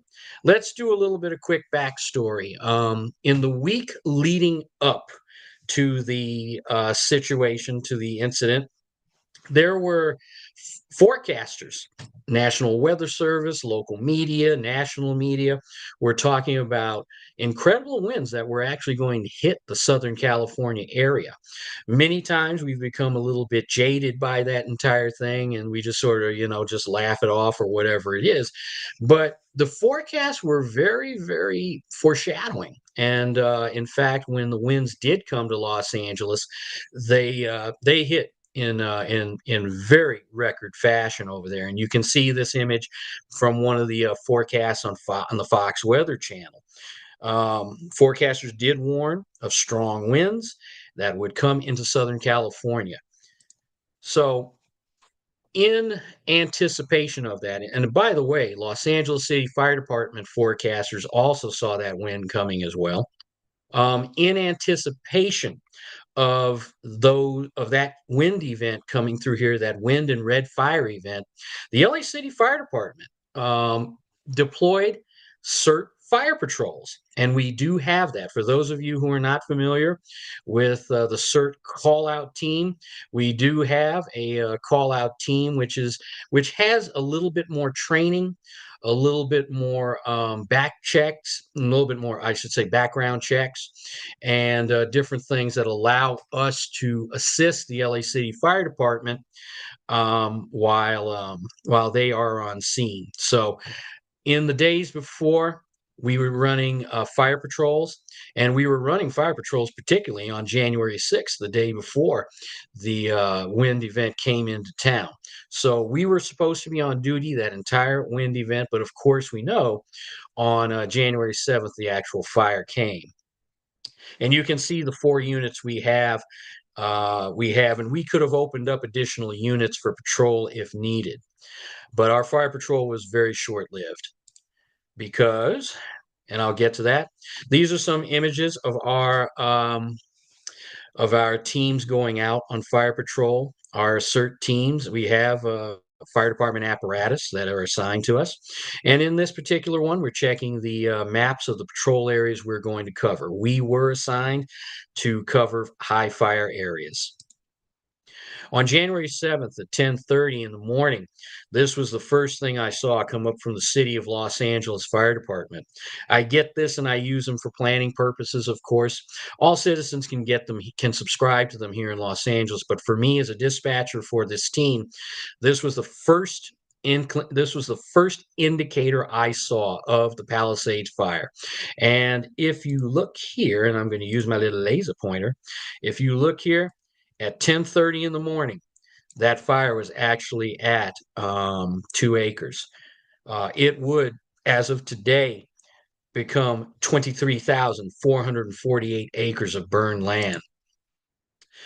On January 7th, when this whole thing broke out, between 10:31 and 12 o'clock, we dispatch our CERT resources. All of our CERT units that were shown in the earlier slide were staffed, and they were requested to come down to the incident command down at Will Rogers State Beach. Our internal dispatch, of course, consists of myself and another gentleman by the name of David Greenwald, who also keeps our accountability and our stats. And on the right side, you do see the board that David keeps, which is highly low tech, but very effective. And let me get you the next one here. In the early hours, this was an image of the team from who were down at the Incident Command Center down at Will Rogers State Beach. Now, our operations were divided up into 3 distinct phases, which I'll run through. The phase 1 is basic fire support operations, and those fire support operations took place at mostly at the Incident Command Center at Will Rogers Beach and stretching to all other sites which were along the Pacific Coast Highway. Our main job was working with taking care of the crews in terms of meal service, in terms of supplying them with needed equipment and different things like that. And you'll see that in some of the pictures that I am bringing up right now. These images are of our people supplying a crew from Santa Rosa with ice, food, and everything else they requested while they were in dock. Other things we did during that time included cleanup of the IC area, which you see right about here. You can see in the back, this is actually the next day after the first night. You can see that entire hillside is gone. If you flick down here and follow my pointer, this is almost the same angle we were seeing the night before when we were setting up the Incident Command Center. You see one of our members taking food, which was either served live to the firefighters who came in, or it was trucked up into the firefight areas by some of our sworn firefighter staff. At the conclusion of day number 3, technically, the LA City Fire Department turned management over to CAL FIRE. This by no means meant that we were out of the game. We were still there doing meaning the Los Angeles Fire Department, were still there, along with LA City CERT as well. Phase 2. Phase 2 involves something almost Twilight Zone-esque. Many of you know, especially if you live here, that people's generosity really surfaced during this time, and people brought food, toiletries, everything you could eat to the fire stations. There was a period of time when that stuff became so overpowering that the stations, as you can see in these photographs, they could not park their apparatus in the stations, nor could they create extra bedding area for the strike teams which were in town helping us out. So CERT had to come in at the time and really work with the station crews to pack all this stuff and get it shipped out. So you're seeing some images here, and here are some more images. We had to palletize and wrap everything, get it ready to be forklift out of there, and you can see just how monumental this job is. And in fact, as we were doing it, generally people were bringing more stuff. We'd clear an area, and it would actually just fill up again. We would spend the next 8 days doing this particular task. And in this photograph right here, our CERT firefighter instructors, who are sworn firefighters, they're actually forklifting the stuff that we have wrapped and getting ready to take it down for storage. And over here, you see where it's being stored at the Frank Hotchkin Center. The picture is a little bit deceiving because that whole area is actually full of stuff that has been brought in from all the stations, and it's still full to this day. And in some cases, there are pallets still waiting at stations to be delivered. One of the best things that came out of this was our ability to outreach. I will say this. We had a chance to interact with families who came by the stations to drop off stuff, and you can see our wonderful Valley team doing that. And the firefighters also showed us great appreciation by having us in for dinner. And even some of those people who cooked dinner, like some of the high-end restaurants and chefs and everything, included us in on that. So that was actually a wonderful thing. Phase 3, which is the current place we're at this very moment, day 13 through now, is the repopulation effort. And don't take it seriously that it's repopulation, meaning that everybody's just going to come in and flop down on the couch in their homes. What was happening was that folks were being allowed to come up and see their properties, whether or not they had anything left or otherwise. But it would be a visit during the day to salvage items or start the cleanup process, and we were part of that. This is actually something highly unique because in every other event which has taken place in the city, we haven't necessarily been part of that, but it was a suggestion that was made to the mayor's office that kept us in this loop, and we've been doing a number of things. One of the things we've been doing is service to all the crews, fire crews, and even the other nonprofits like the ARC, Mayor's Crisis Response Team, everything like that. Making sure they have lunches, making sure they have certain tools that they need while they're out in the field interacting with the residents. And we did all the same thing too. We interacted with residents ourselves. Some of the images here you see come from that repopulation effort. Up here, we have the morning briefing. And these boxes, by the way, I want to point this out. These boxes are what we call repopulation packs. These are all of the things people need when going into their homes, like bunny suits, booties, gloves, N95 masks and everything. And those were handed out and have been handed out every day to residents going up into the hills. But what we were doing is we had two things that we were doing. We had our group that was in the field, in the hills, patrolling the streets, looking to assist the residents where appropriate, making sure that we reported any odd activity we saw, like looting or whatever it is, and also just being there to hear everybody's stories, because it has been a very emotional time. So these photographs kind of come from that particular run through. And finally, the biggest thing, this photograph, which is an aerial from KTTV Los Angeles, channel 11 here, shows the main intake area.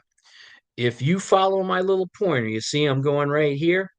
That's where our CERT team was, and we interacted with everybody in those lines and in those cars. Again, we pretty much did the same thing. We handed out the repopulation packs. We gave them information from the County of Los Angeles and other entities that they could use to answer their questions, and we all heard their stories as well. So that's really the really big thing that we have been doing around here. And the conclusion of this assignment, which will probably come this Friday, this will actually be the longest one that CERT in Los Angeles has ever worked in our history. It's the longest time. It's going to be just a few days short of a month, but we have been really honored, and all of our members have really stepped up to work this. And you can see in the photographs, that's all of our people and just a representation of our people. So we were very proud to be part of this very solemn time in our city's history. But I will say everybody I've talked to, from the department to other groups, have been very, very proud of working alongside CERT and everything like that. So that's actually what I've got here. I wanted to keep it really short. I know we're at 9 o'clock. Everybody have a great night, and we'll go from there. Thank you, Chin. So at this point, I want to thank you for all who stayed with us this entire time. I apologize for the technical issues we had at the beginning. and that we were going a little late. I didn't even get to finish my presentation, but I do want to open the floor for those who want to ask questions, and I'm going to allow it so that people can now unmute themselves.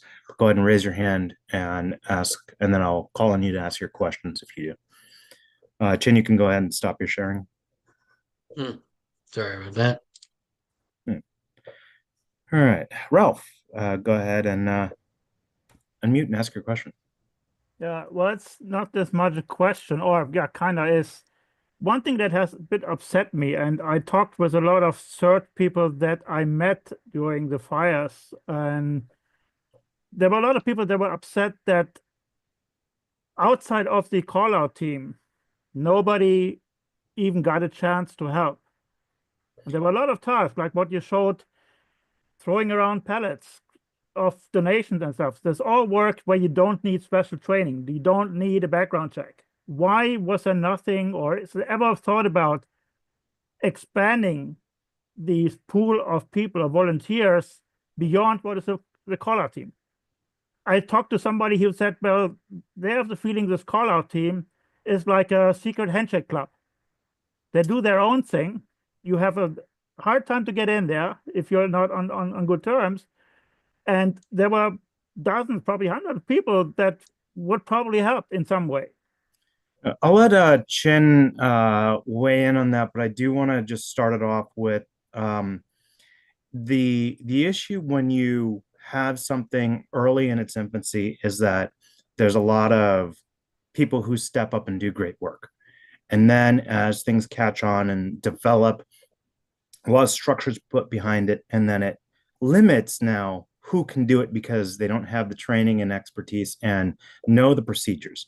So in Woolsey and several other fires, yes, we opened it up and said, anyone who is CERT trained, please come. It's all hands on deck and we need it. Now, as the fire department, even we had non-background check people wanting to help out, the fire department said, no, we don't know who these people are. We have not personally background checked. We don't care if they were background checked by LAPD, American Red Cross, all these other agencies that have already done the background check. We didn't do it, so we can't trust them. And it's, yes, I agree with you, Ralph.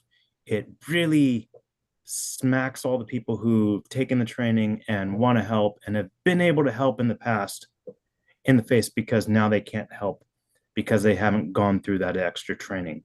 But unfortunately, it's because of the success of the people who actually did all the legwork to get to the point where we're at now, that it's the consequence of, well, now there's a lot of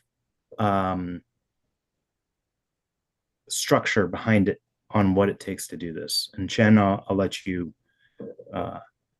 key in on that. And you know what? It's like I'm going to key in on a couple things here very quickly. Patrick, you're pretty much right. You know, back in the old days when we did this, it was a very loose type thing. But now we do have a structure. And, you know, to a certain degree, it does tighten things up. Now, I am going to say right off the top, and it's going to shock people, I actually do agree with the reasoning why we did not bring in CERTs from the neighborhood. I do agree with it. The reason being, it's two things, two simple things, is safety and security. With our people, in terms of the safety aspect, the one thing that is beautiful about us is that CERTs like this, and I've been getting overrun by CERTs who said, I want in, I want to be part of this. The only problem you have is that with the safety, when you have a lot of volunteers, and we've seen this while we've just been working out there right now, just the interactions with us and the other volunteers, it gets really murky.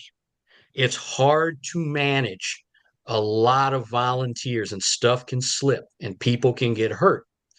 What happens is a lot of our people who come, you know, some of them are on walkers, they have breathing issues and everything like that.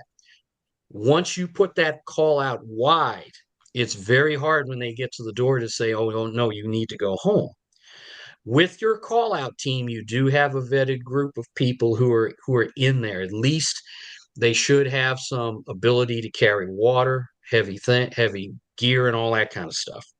That's one thing. Ralph, I feel you. Hang tight. It's the safety factor. We tend to come out and we want to help, despite that it may not be good for us, and we're hard to manage. Second is the security. We are given access to a lot of stuff. On a regular day, we have access to fire stations, rigs, information that the department gets, et cetera, et cetera.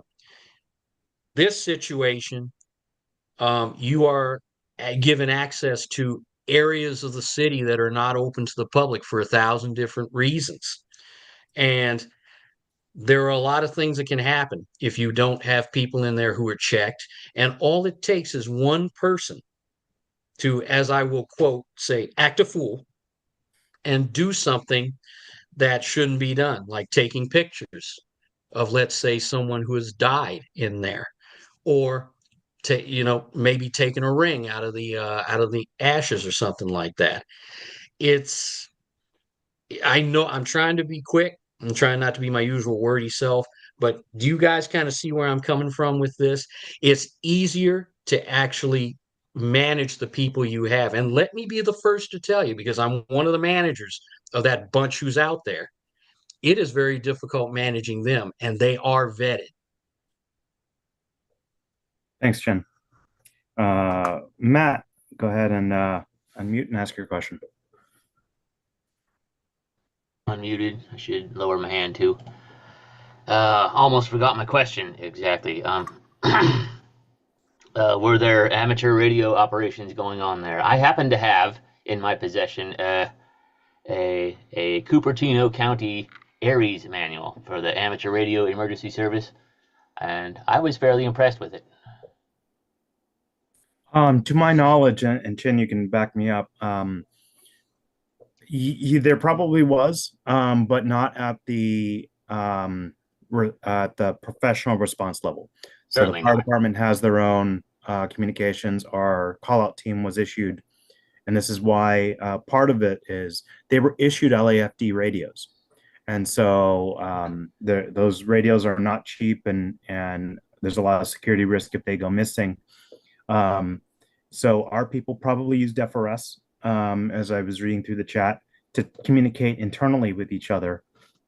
Our ham radio operators maybe were using ham to talk to each other, amateur radio to talk to each other. But when interacting directly with the fire department, our people were using LAFD issued radios. Which are, you can't, hams are forbidden to Public transmit safety. on those frequencies. Yeah, public safety. Understandably. So for which the FCC has and can stomp people down. Yep. Right. I was talking about amateur radio frequencies. Were they in common usage? Is packet radio still a thing there? I know there's a lot of advancements on the packet radio side. This is like I said, this was more of a local disaster within those areas. We start talking about an earthquake, a San Andreas level earthquake. All communications will be compromised. Repeaters will be down. And certainly we've seen what happens when, some of these fires have taken out or put at risk some of the repeater sites. So this almost took out Mount Wilson. But one of the previous fires did take out one of the Orange County repeater sites. So if those go down, in theory, there are people who are willing to step up and supplement the radio communications for the professional agencies. We haven't seen it happen yet, but who knows what will happen during an earthquake. Well, you said that disaster relief was not a political issue. Well, I heard in the news that Trump was withholding federal funds to... I actually said that it should not be, but it is. Day zero, there were finger pointing. and there's no reason for it to be finger pointing, but people who are not involved like to do the finger pointing. Well, if you frown on it, then I'll just end that subject there. If you, Thank you. Rita, go ahead and yeah, mute yourself and unmute yourself and ask your question. Thank you, Patrick. I have been CERT trained, and I wanted to know if CERT was asked to assist in other areas, like the Eaton Canyon fire, other than the Palisades. Were they called out to assist in those areas, the other fires as well? I know that non-LA City CERT was used at Palisades through LA County Mutual Aid. I know that Gardena CERT was up there. I have not heard of anything coming out of the Eden fire. So I don't know if anybody else has. Chin, have you heard of any? I don't know how active the CERT groups are. And that's the critical point. It would have been handled by CERTs who would have been up in that Pasadena area, Pasadena, Altadena, but I don't know the activity level of that group. So I never heard a true mention of CERT being utilized during the Eaton Canyon fire. So I can't say one way or another.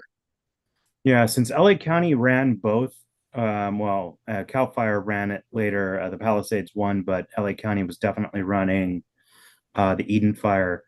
And I know LA County managed the CERT teams that were going to help at the Palisades fire, but I did not hear anything coming out of Eden.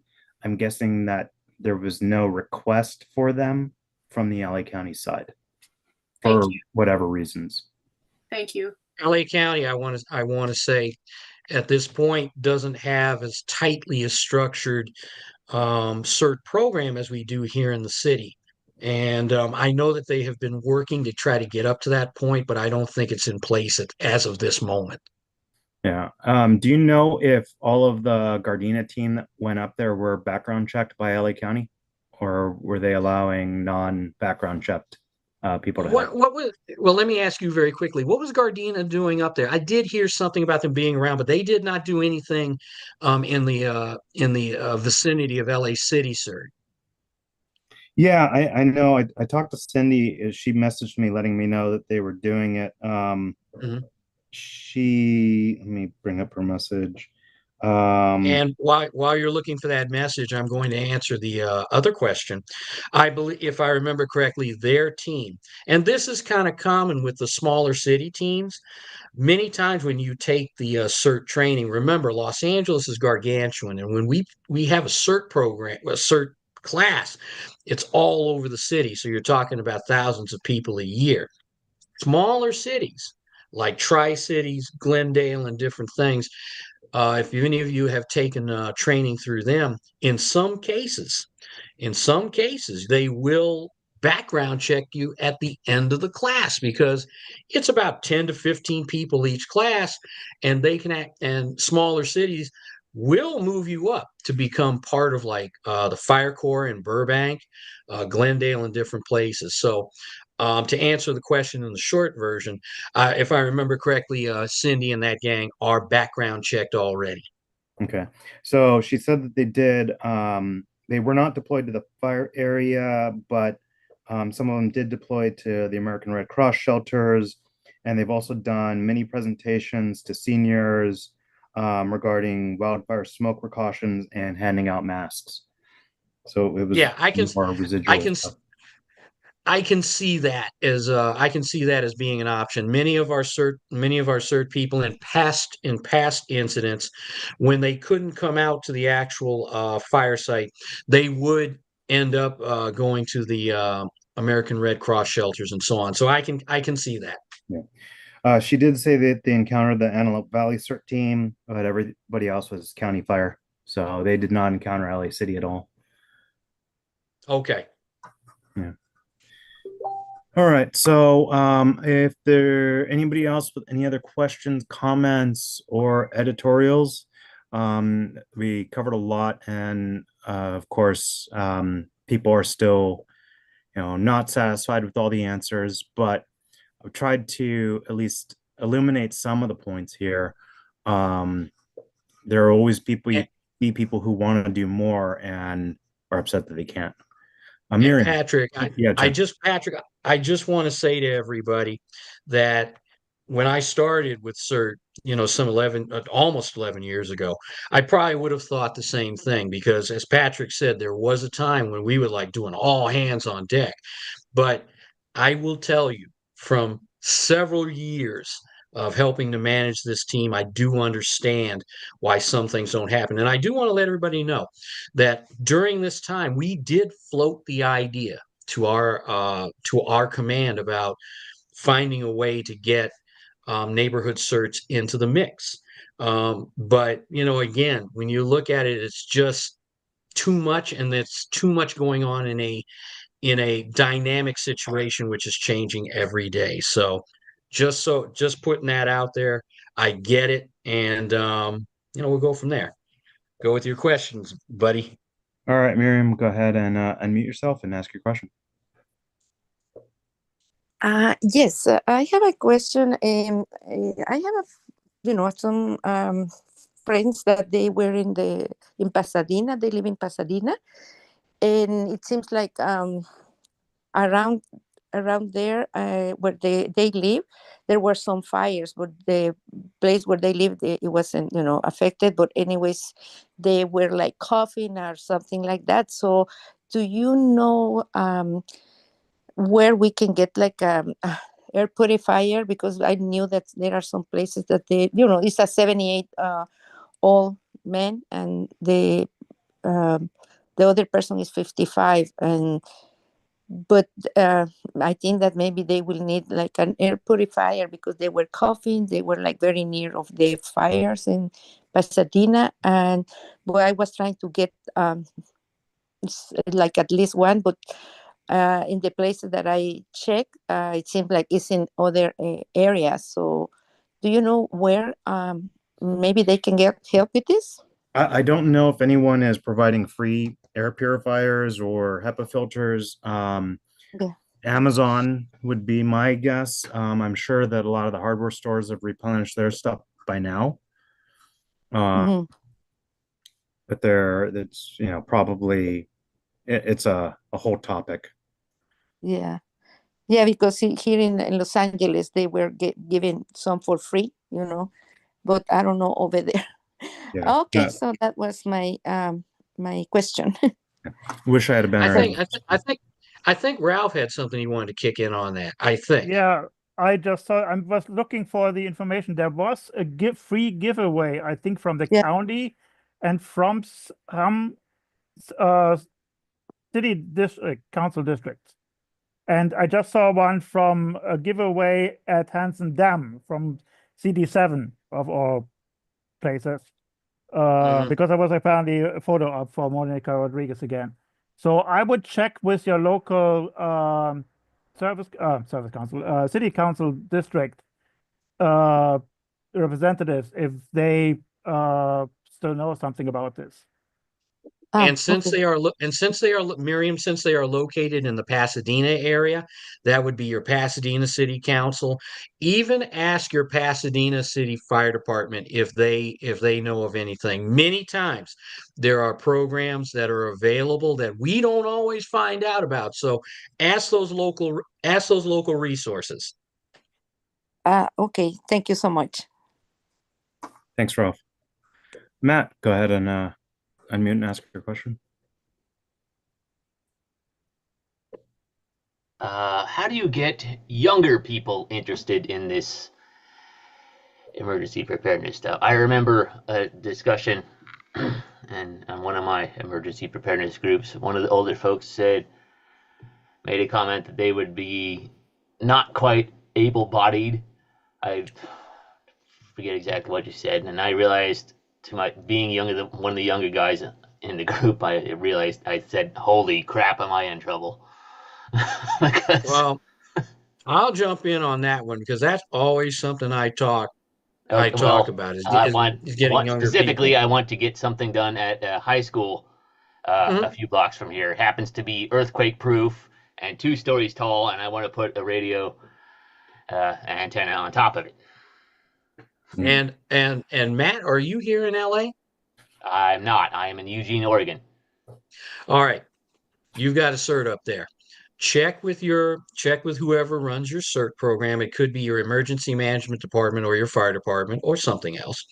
And many of our cert programs have what we call a teen cert. LA City has a teen cert program, by the way, and we've been using it as leverage for a while to get younger people interested. The thing that we don't always sometimes talk about, and CERT is sometimes considered a gray-haired kind of thing or a gray program. Ham radio guess usually is, yeah. Guess that doesn't Got help a little bit right of gray there, if that helps. You know what I'm talking about. But what we have to do is present to our younger people and school and through schools and through something Teen Cert like is good. But when interacting, let's remind our youth that this can be a ground level look at a life in emergency services. You know, it could be emergency management, it could be paramedics, it could be anything like that. And also, let's remind them that it can be a resume builder for them in college. When I went to college, it was like all you needed was a 4.0 and you were riding high. But colleges today want our students to be more and more well-rounded, and that's a good thing. So let's present a couple of those things, like I said, you know, a possible career area and a resume builder, along with getting something cert into our schools. And guess what? Even if you find out that your cert program doesn't have a specific teen cert, just have them come up with something and put it in the school. Work with your fire department or emergency operations group to make that happen. Okay. Yeah, it's challenging. I like the idea of getting it in at the high school level. Once you leave college and start focusing on a career, having free time to volunteer becomes next to zero. So getting people in at the high school level, I think is a good way. And I don't know if there's a way to do like set up a amateur radio club. I imagine it's hard to convince people who have cell phones, especially kids that have cell phones that can do everything, that there is any value in amateur radio. But it's a worthwhile attempt. And I think if you can get like a club to sponsor it, put it on, there at least will be some people in there. And then see if they can run drills, search and rescue drills, stuff like that, to really emphasize the training and practice the skills. All right. I think it's almost 9:25 now. Thank you everyone for coming out. We should be back to our normal third Wednesday of the month in February, hopefully. We'll see what happens in February. But until then, thank you for coming. If you have not taken the CERT training, seek out the classes. Another round should be starting in March. We will start our drills again up hopefully in February, and we'll send out information through the normal channels. So thank you, everyone. Have a good night.